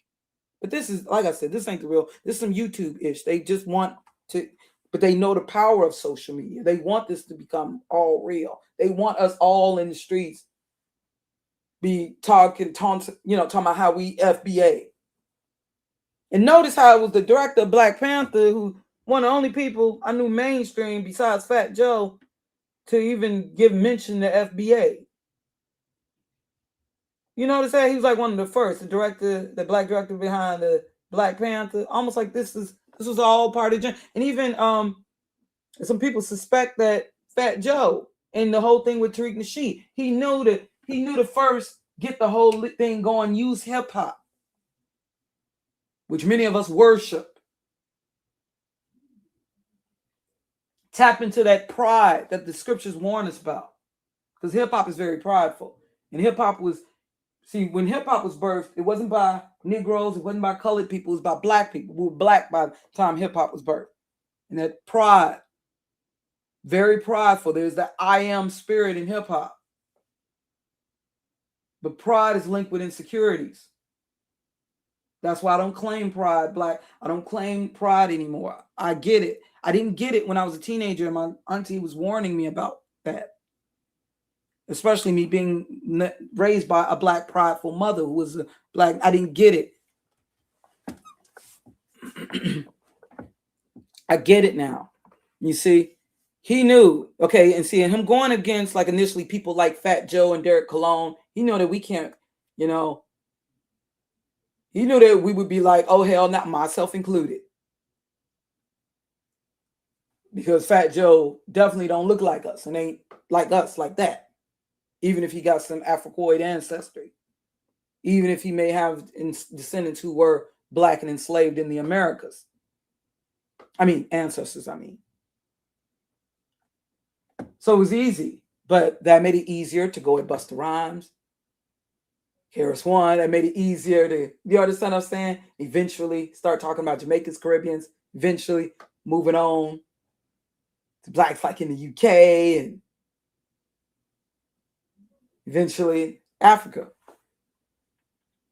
And TARIQ NASHEED, I believe that he was able to do that, through hip hop. Like I said, because it's very powerful. And the whole beef against Fat Joe and the debate on them being co-founders of hip hop, which also helped him to sell with the microphone check, See, that was an easy way to get us to side with TARIQ NASHEED. Again, because Fat Joe don't look like us as a more mestizo leaning Latino. But he started with the Puerto Ricans. Starting with the Puerto Ricans, it made it easier for him to target other blacks of the Caribbean, other people, black Caribbeans, that is, like Jamaicans, Haitians. And see, like I've said over a year ago, the ultimate target is going to be those of the African continent, more specifically sub-Saharan Africa. All right, that's going to be the ultimate target, especially considering how they are trying to separate. Now, don't get me wrong. Not every country's on board. I believe the Congo is still, tap dancing for the colonizers. No disrespect if you happen to come from the Congo. I'm talking about the leaders, But, and I'm not saying that I am not with Islam, not with, I'm not trying to follow any of these leaders, including Ibrahim Traore, but I do believe that this is all working out. It's all going to contribute to the fall of the Western world. I don't think they're going to be successful with what they're going to try, but they're still going to try it though, and they need you to be on board. See, so you got to understand, they don't want any of us uniting. Of course, that's been the plan from the beginning, but they definitely don't now. Okay, see, they got this whole thing, even with those who are mixed with black. While we're talking about this, you got another thing going on in YouTube. That's been going on, this light skin, dark skin, mixed, not that mixed. I see what's going on. Like I said, the spears are connected. They're all connected. Okay. They don't want any sort of unity, you know, and they're going to promote this unity under the guise of delineation. And all that delineating means is to draw the line or outline, making clarification for distinguishing. And I'm all for distinguishing. We need to know that we are not all the same. I think we'll have more of a respect for each other if we understand it. We need to know who and what represents Yasharel, even more specifically. The Bible says we are to be ye separate, but it separate from what though? That's what y'all got to understand. It's not what y'all thinking. Okay. We do need to understand who we are more specifically in the covenant that was made with our people. Because we're at that time. Okay. But yeah, see, they're going to, under the guise of delineation, all right, they're going to cause a lot of this, they want us to be in this versus mentality, all right? Now, there's nothing wrong with it, just making a distinguishment, but that should not be done just to prove that one group is necessarily better or worse than the other group. You know, I think it's a good thing to acknowledge our cultural and ethnic differences, you know, so that, you know, we can better respect these differences. I actually agree with what Godfrey said. Sometimes maybe these mistakes or these errors or things that are said need to be said so we could discuss it. But y'all so busy because it's all fake. I know what y'all responses are so fake. Okay, but yeah, we need to understand these cultural and why is it that we see each other different? Like when I was back in college, it was this female, where was she from? Senegal. And yeah, she had showed me on her laptop her family, you know, in Senegal, and she was like saying, you know, and I was telling her how it's interesting how we have this perception as Black American, you know, for years, how we have been, it's been fed to us that they're all living in these like third world conditions and starving or war, this and that. And then so she told me how they get the perceptions that they are fed about, you know, Black Americans, you know, especially when you consider you know, how many of the movies have been just depicting, showing us, you know, it's only about the negative side, ghetto life and all of that. And they definitely used hip hop culture, sad to say. But yeah, see, so we could talk about it. Yeah, there is a distinction. You see, honestly, yeah, we need to know that we're not all the same. I mean, there's a distinction between those of us on the south side of Chicago and those of us on the north side versus those on the west side. Well, I shouldn't say versus. That's the thing. It doesn't need to be a versus thing, though. We know all about the sex and all that. We have gang culture, just like they have tribalism in the country of Nigeria alone. All the different languages and stuff. Yeah, but delineating does not mean divesting. Divesting is when you deprive or you take something away, like how y'all claim to be taking back hip hop or whatever. You know, and another way, you got to understand, another way of garnering members for a cult is to play on the idea of you being a victim or victimized by the supposed opposition. And I'm not saying that we have not been victimized. I'm not victim shaming in any way. But when you got these demographic pimps up in here who's pimping poverty and pimping our pain, you understand? You see, they'll do this. They'll do this by taking individual situations, even of unknown individuals, like saying something like this individual saying, oh, well, Black Americans are lazy. They'll take it, this individual, they'll magnify it, making it into a crisis or an epidemic.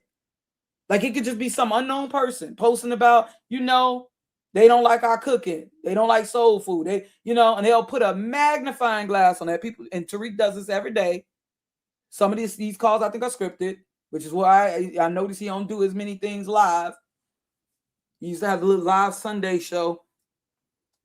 Yeah, but he'll put a magnifying glass on it. This is what, you know, cult members, you know, they'll totally blow it up.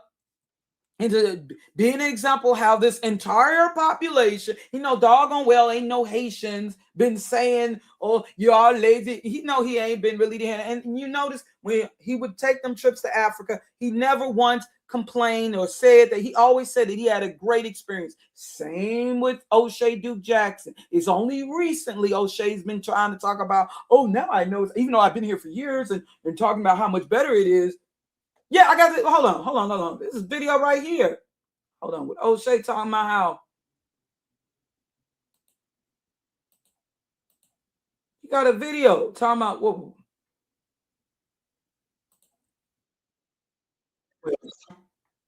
Where is this? He's in an interview here. How many years ago is this? Now, this is just 2 years ago. I haven't worried about money since I moved to Uganda. This is her story.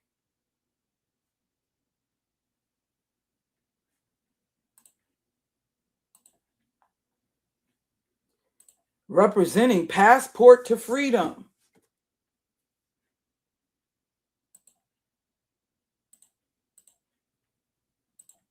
But now all of a sudden he noticed that there are scammers, and yeah, I'm sure that's everywhere. That's in every foreign country.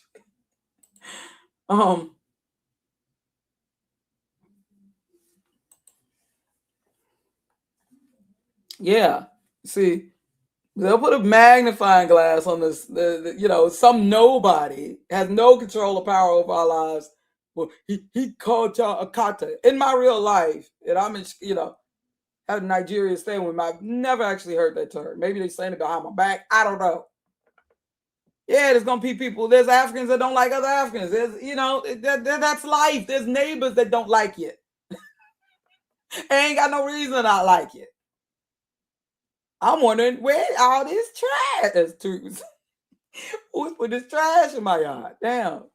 But yeah, they right. They're to take something and blow it up. To be an example how the whole population of people got a great disdain for our entire population of people, and somehow we're supposed to take this seriously and feel threatened by this even. And of course, we must defend ourselves. That's the hip hop way. And see, it's funny because I did a stream talking about on the roasting and the playing the dozens and all that. Not long after, TARIQ NASHEED took exactly what I was talking about. But he's been using that as an excuse to, like that's the FBA way. He took exactly what I was talking about and how it's been a coping mechanism, how we've been able, almost like for survival in roasting. You best believe TARIQ took from a lot of us, OGs in YouTube. Now, he may have been doing his thing in media while I was still a teenager, even. Obviously, he's older than what I thought. I was maybe a little older than TARIQ. I believe apparently somebody ain't been, well, at least Wikipedia ain't been totally honest about his age.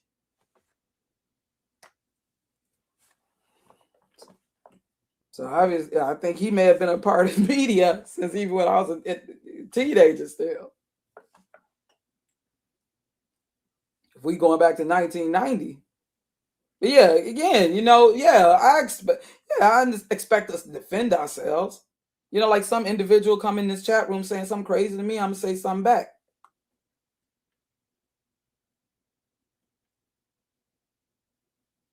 But when you're every day, you're finding an excuse, Yeah,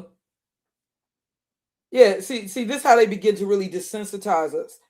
They have to desensitize us to the lives of these other people as a group, as a population. They have to desensitize us to a whole demographic, to their lives, by finding an excuse, using this excuse to defend our people, the so-called FBAs, by taking any and every little comment that's supposedly negative about Black people. Even if you have to set up voice actors or create fake accounts. How you doing? Speaking of, on code for show. Oh, no. I'm sorry.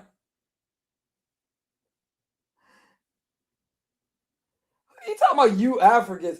Child, if you don't go, you African, get the heck out of here with this fake. Stop with the fake outrage. Bye. I hope you're getting paid. Please, I hope you're getting paid. Make sure you're getting paid.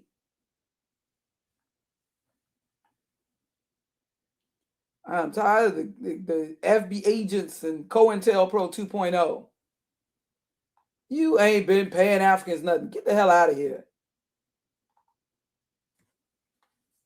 Yeah, see, this is the thing. The reminder, they got he got to dehumanize. This is how propaganda, just like how they used to do with even before television and radio. They'd use little comic strips and things like that. Minstrel blackface images. That's a way of dehumanizing other groups of people. Just like with he's using AI, TARIQ NASHEED, to create these caricatures, make Africans and other groups of people into caricatures, big head caricatures or whatever. That doesn't really look all that realistic. I understand. I got a sense of humor myself, but I know what he's doing in doing this. See, making them into caricatures. That's a way of dehumanizing. This is a tactic that has been used by white races. Don't refer to them by just their names or even their nationality, but remind us of their nationality while referring to them as derogatory terms such as tether. Use derogatory adjectives like dusty and musty. And as white racists did against our people, you got to further dehumanize them by making them into shameful, unappealing caricatures for mocking. Never show them as just people or just human beings. And do this every single day, every day. Notice he's not talking about Black American history. He's not talking about FBA history, FBA legacy, greatness. No, he's going to save that for when y'all give him enough money for him to make money and sell you another film that's going to probably be filled with a bunch of AI images. Yeah, see, you got to do this every day. And remind your following that they not like us. They not like us, and that they deserve to be mocked and put down and tore down as a whole because they or one of their individuals dared to criticize your cooking. But we're just defending ourselves, right? Right? Yeah, see, y'all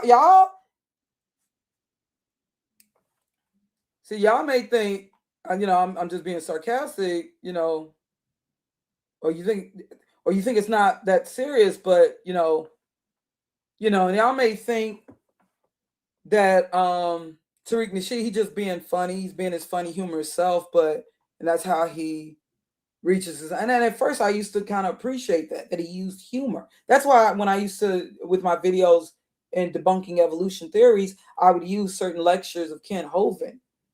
Not that I didn't do my own research. I had to check somebody, insulting my intelligence, but he had charisma in giving these presentations and promotion of creation. And I like that because that keeps your attention. So I can appreciate that about a content creator, about a YouTuber. But the problem is, that's what I was also talking about when I initially talked about the culture of roasting. Sometimes I think our people might be laughing a little too much at some things. We're the only people who, it'd be something on abuse. You told Harpo to beat me and we make it funny. I think maybe we eat the cake and maybe we laugh a little too much at stuff. Rick, now they making memes using the music from Boys in the Hood. With the saxophone was the Ricky, like that's a very sad scene. Damn. Like we make it funny, but yeah, I guess that's how we cope. See that, but I'm saying you gotta understand though, it's great that we're able to laugh and as a people, and we've been able to laugh things off, but we might be laughing a little too much, And see, they know that they can get us to overlook a lot by making us just laugh about it. Think of how they were making these humorous postcards with black babies as alligator bait. Oh, that's funny. And then come to find out they were actually using black babies as alligator bait. And y'all may think that our people could never be as evil. There's no way we would go that far. But look, hold on. Chimping out. Godfrey chimps out. Now, who knows? This might be a white person behind an AI created channel, but I don't see much resistance. I had not seen much resistance. It got enough views and yet not enough resistance.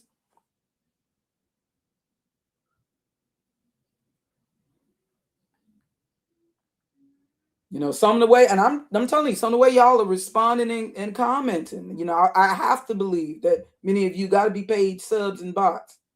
So I'm like, I think I know my people better than this. My quote unquote Black American people. I feel I know better than this. How you doing, this on TV?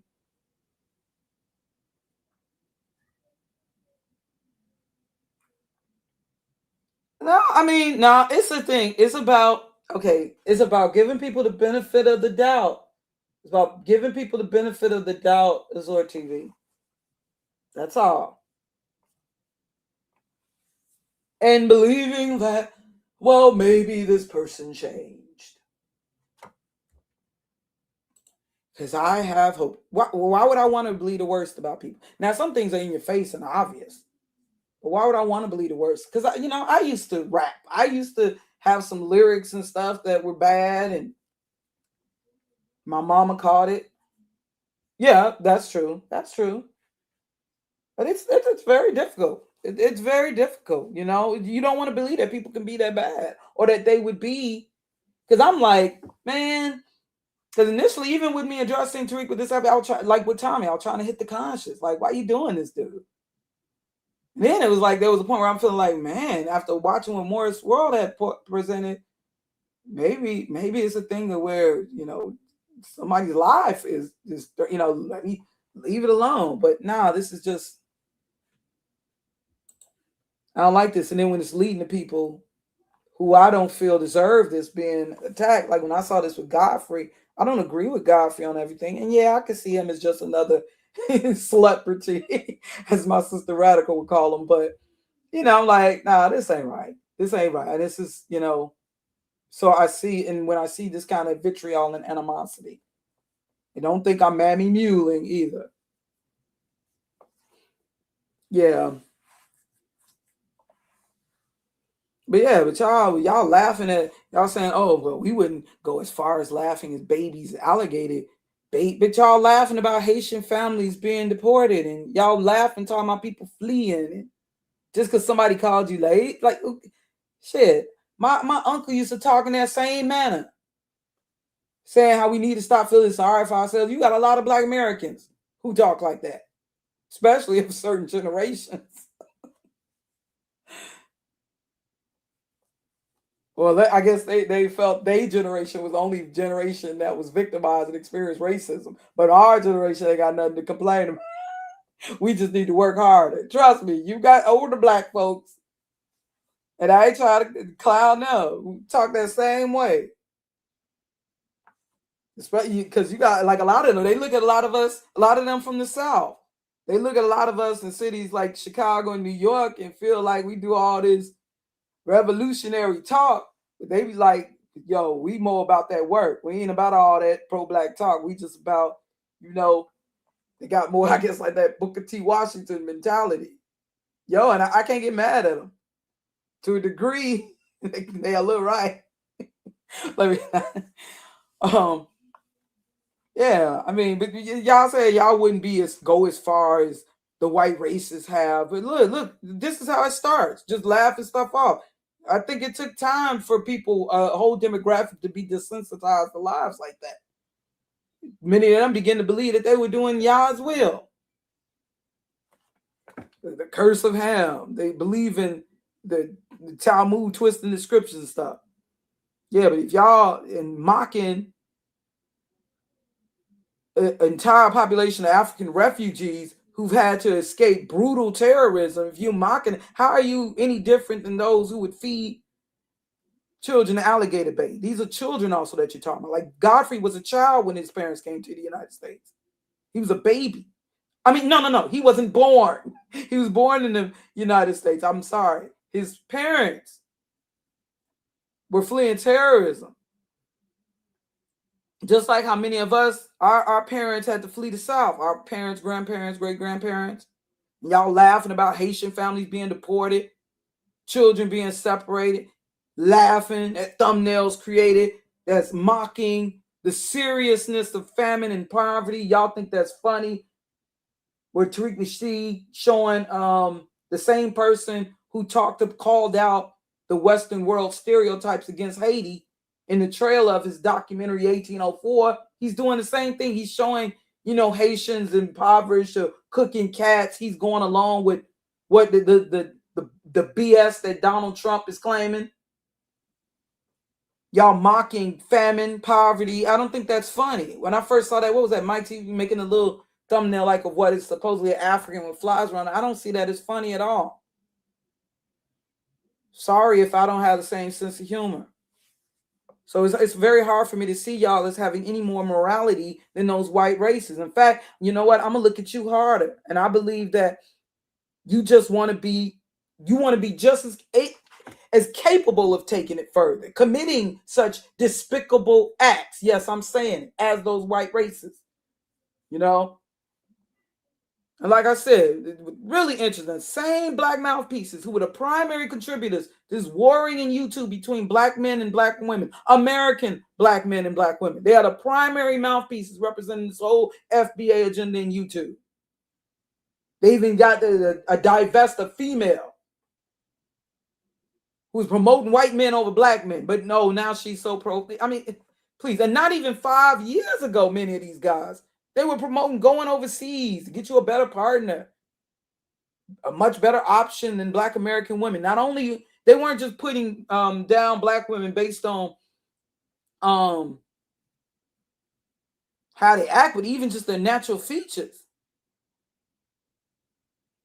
And TARIQ NASHEED, he was an OG in this, enticing black men go for the whiter women in Brazil. All the while, making these comparisons. So now I guess, it wasn't enough for them to cause divisions within their own community. Now they got to divide the diaspora, After people, and I know of quite a few people who were supporting people like TARIQ who were not, who are people he would just dismiss as tethers now. So after he's been supported to monetarily, to be able to take these vacations and even move out of the country, like in the case of Oshay Jackson, giving them their taste of foreign women or whatever they feel is better overseas. Now they want to try to get us to join them and speak it against, even though they'll be taking they'll be taking another trip to Africa, the Caribbean, the same places they want to talk about. Yeah, of course, Yeah, so know this, but I want y'all to know this. And see, that's another thing too. That's why they're also trying to come in this chat room and flood the comment sections. Hey, Reef. Oh my gosh, how many times? Stop being redundant. How many times? What they say about us? Did you mean? What did this Nigerian say to you today? What did the Nigerian say to you today? What did the Nigerian say to you? No, you ain't encountered no Nigerians. So please stop. They. Who is they? Who the hell is they? What? A YouTube caller? I mean, a caller on TARIQ's channel? Who is they? Let me see if I type in Nigerian right now. Let me see if I type in a Nigerian channel. Let's see if they're talking about black folks. Yeah, you got some of this controlled opposition, like Chaotic Truth. And trust me, they will be coming along with some African equivalent to TARIQ NASHEED. They're going to see him as they're going to see this person as just defending Africans or foreigners against the FBA. And they're going to be just as vicious. You best believe they're also a part of the plan. Because it's even questionable with Poetic Flacco going at Godfrey, saying his career is over. Now, has Godfrey said some PDF stuff like Corey Holcomb? And obviously his career is now not over. But oh, please. Oh my gosh. TARIQ, can I show you? Guess what? TARIQ NASHEED talked about you even more. Dusty Hotep. That's what he said. Dusty Hoteps. Dusty this, Dusty that. I guarantee you, TARIQ NASHEED, and I'm not just talking about doing little imitations and stuff. I'm pretty sure TARIQ NASHEED has talked about black Americans way more than the Godfrey.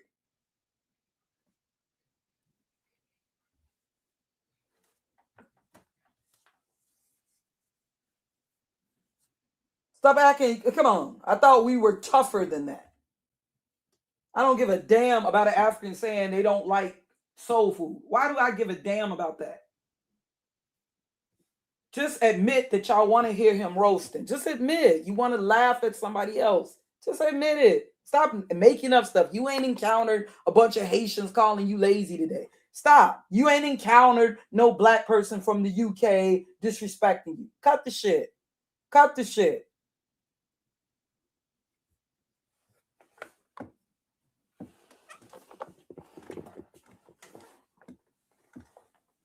Right. I know they agents up in here. And this is another thing. They're up in here. This is another reason they're up in here spamming these comment sections and stuff.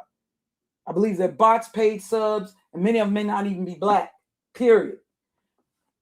They want also, even if like I said, if I were to go outside and say, "What's up, my FBA brother, sister? What you think about these tethers?" They wouldn't. I'm in Chicago on the South Side. They wouldn't know what the hell I'm talking about. All right. I'm surrounded by black Americans. This is some YouTube shit. But they also set up these channels and all these videos because they want for foreigners who are in YouTube, who are watching YouTube, they want them to think that this is what black Americans think of us. So they're like, no, we don't want to have shit to do with these people. Why are we trying to even consider any sort of unity, alliance, or any sort of, See, they're attached to America, but guess what? The Western world is falling. Babylon 2.0 is falling.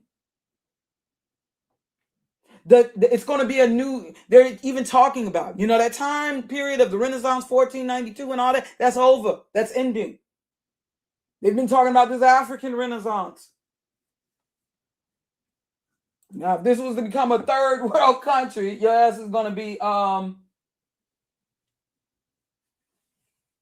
see, while we talking stuff, you never know when we may have to flee. But they want to put this perception. So let's say foreigners are viewing this and think, wow, this is what they really think about us. This is what, so they want. And if you see, so let's say if a person don't know anything about black Americans, but they come into YouTube and this is all that they seeing, they really think that this is what represents FBA, represents black Americans as a majority. What you need help? What are you talking about? What have you helped them with? What are you talking about? Yeah, there's always been, but it's being very conscious. Yeah, of course there's been tensions. There's tension just in Nigeria alone. Just in my city alone. We got gangs.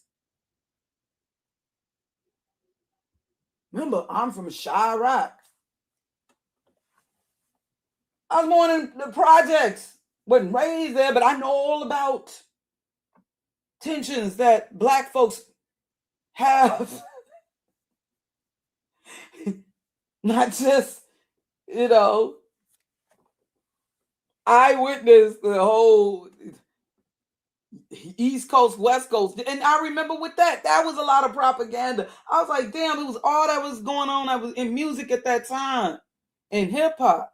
You had all this coming up out of Atlanta, and all they wanted to focus on was East Coast, West Coast. You had the Midwest popping.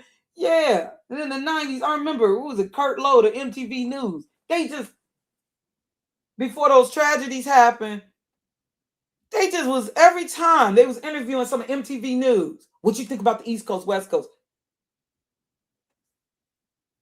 What you think about the East Coast? It was really not that big a deal. This was about two individuals. These were basically about some specific record labels or individuals. But then we found out it was something even deeper. Bigger conspiracy. But I'm just saying, they made it into, and I was a young adult at that time, in my early 20s, and they just made it into something just so, when it was so much more going on in hip hop, not just, you had crucial conflict, conflict. Yeah, the conscious era, it wasn't really as it was. Still, though, it's so much more that was going on in hip hop alone than just the East Coast, West Coast, but they knew what they were doing. Because obviously there was something in the works. They magnified and made it into something. And then next thing you know, boom.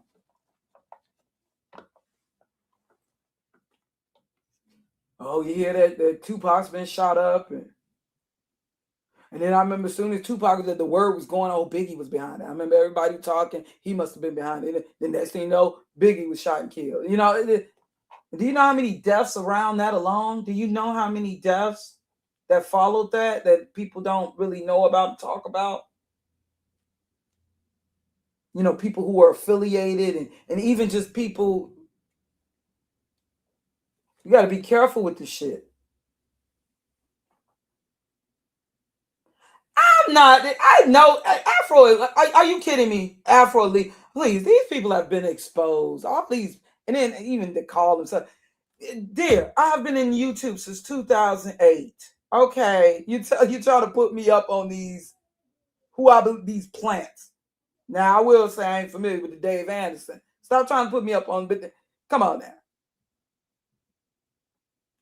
A lot of these people, and they feel, you know, stop trying to put me up on these plants and monarchs and wannabe actors and entertainers and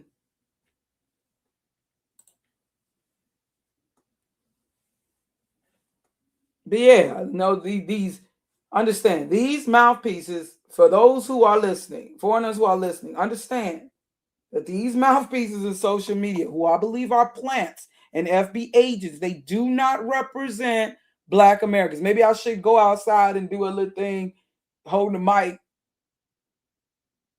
saying, how you doing, my FB, just to see how people would respond. All right? Again, I live around nothing but Black folks in Chicago, which is in the heart of the United States. Okay? If I was to go out here talking tether, they wouldn't know what the hell. I guarantee you, more than likely, they wouldn't know what the hell I'm talking about. But they want you to believe that what you're seeing from the TARIQ NASHEED, etc., and all these, it makes me wonder, as you know, it's been totally co-opted with like who is really controlling YouTube now. I know that one woman died, but well, we all know the ultimate control, but yeah. And see, they want you to think this is what the majority of Black Americans, they're thinking and saying, which is, you know, I believe that they have set up bots and paid subs. Because I'm going to tell you, like I've done lives where I'll just right from the beginning and all through say where I'm from and they'll call me a tether. Right away. And I noticed their comments. They're like parrots. Okay. No, but according to I'm a tether. According to I'm a mustard tether. Okay. They want you to think this is how the majority think and talk. And a lot of these Black folks, like I said before, I don't think they're living in cities like New York, Chicago, Houston, or even like Minneapolis, where there may be like a concentration of Black immigrants. I said more specifically Black immigrants. I'm not just saying some here, some there. Almost like to the point where you could say like a community or neighborhood of, like we could say there are Latino neighborhoods. They are not. So what I'm saying is, you know, they talk like, you know, they're fed up with, like, as if they're having these, they're encountering Black immigrants, you know, like they're really dealing with them, taking the jobs, and not the Black, maybe the Latino, maybe the more mestizo Latino, but yeah, they want you to, like, they feel threatened. They know that they don't feel threatened by Black immigrants the way they're claiming. Okay. And don't get me wrong, on the north side of Chicago, like you do have these like restaurants, like Ethiopian-owned restaurants and stuff, and I do believe that they mow about their own Ethiopian people. I ain't mad at them, but it's not the way that you understand. And many of these people, I don't think they're living in cities where they have like, you know, like just a concentration of a specific group of immigrants, the way that they're making it, you know, seem. You know, and see, people like TARIQ NASHEED, they know, he knows his audience. He knows his actual audience, at least today. You know, he knows, okay, who aren't paid subs, bots, that is. And I believe that he knows that they're like low in intelligence, Many of them seem to be highly insecure, and and so he puffs them up with this false sense of pride, and he feeds them this like these pseudo history lessons, making them think that they're conscious and aware, and they're not using their own discernment or doing their own research. Okay.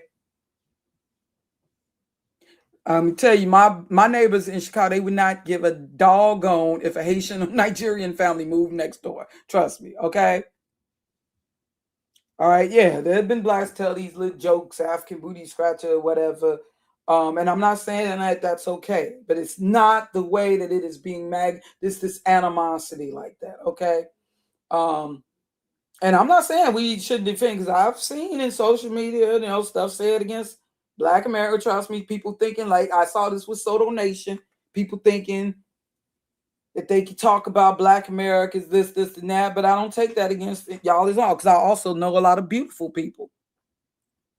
Like this Haitian family who took in my daughter. Give me a second.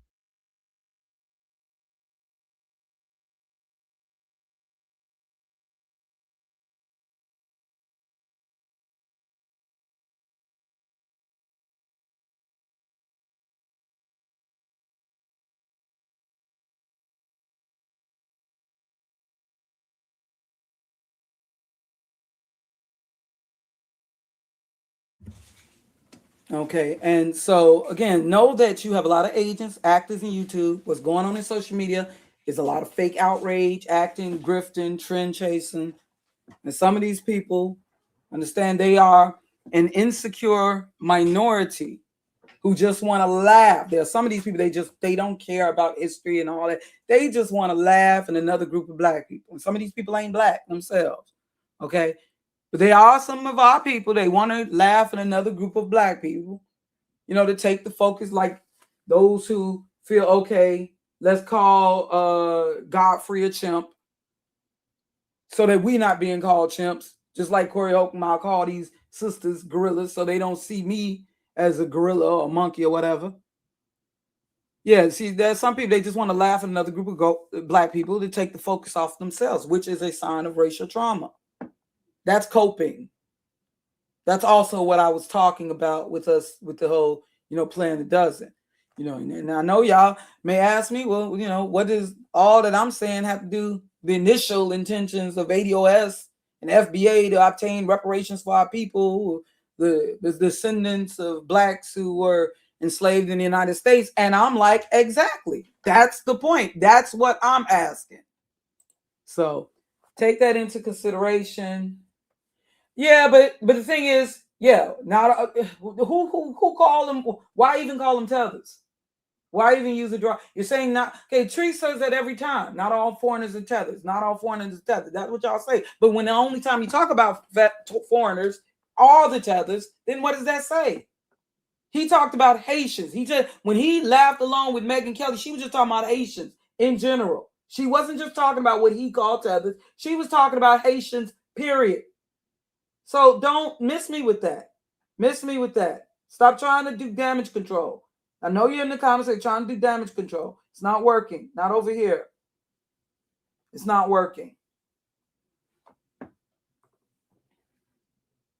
Yeah, see, don't, because I could, yeah, it'd be great, Mr. K, do like a series of videos. See, this is about that puffed up with pride, and this the Bible warns about that. If you believe, well, then why are you here? If this is the propaganda channel, but guess what? If I'm about propaganda, that means I have puppet masters, and I must not be doing that good of a job, because guess what? I lost 4 of my channels were removed by YouTube. Now, what am I saying?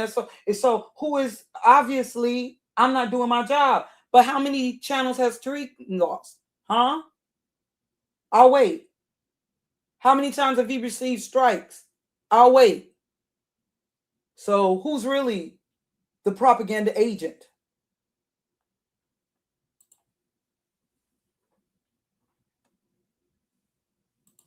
And if this channel is propaganda, then guess what? It ain't for you. Now you know. This ain't the place to be. Go over there. He has another video waiting for you where he's talking more about bushmeat and cheetah pea and telling the same whack ass jokes.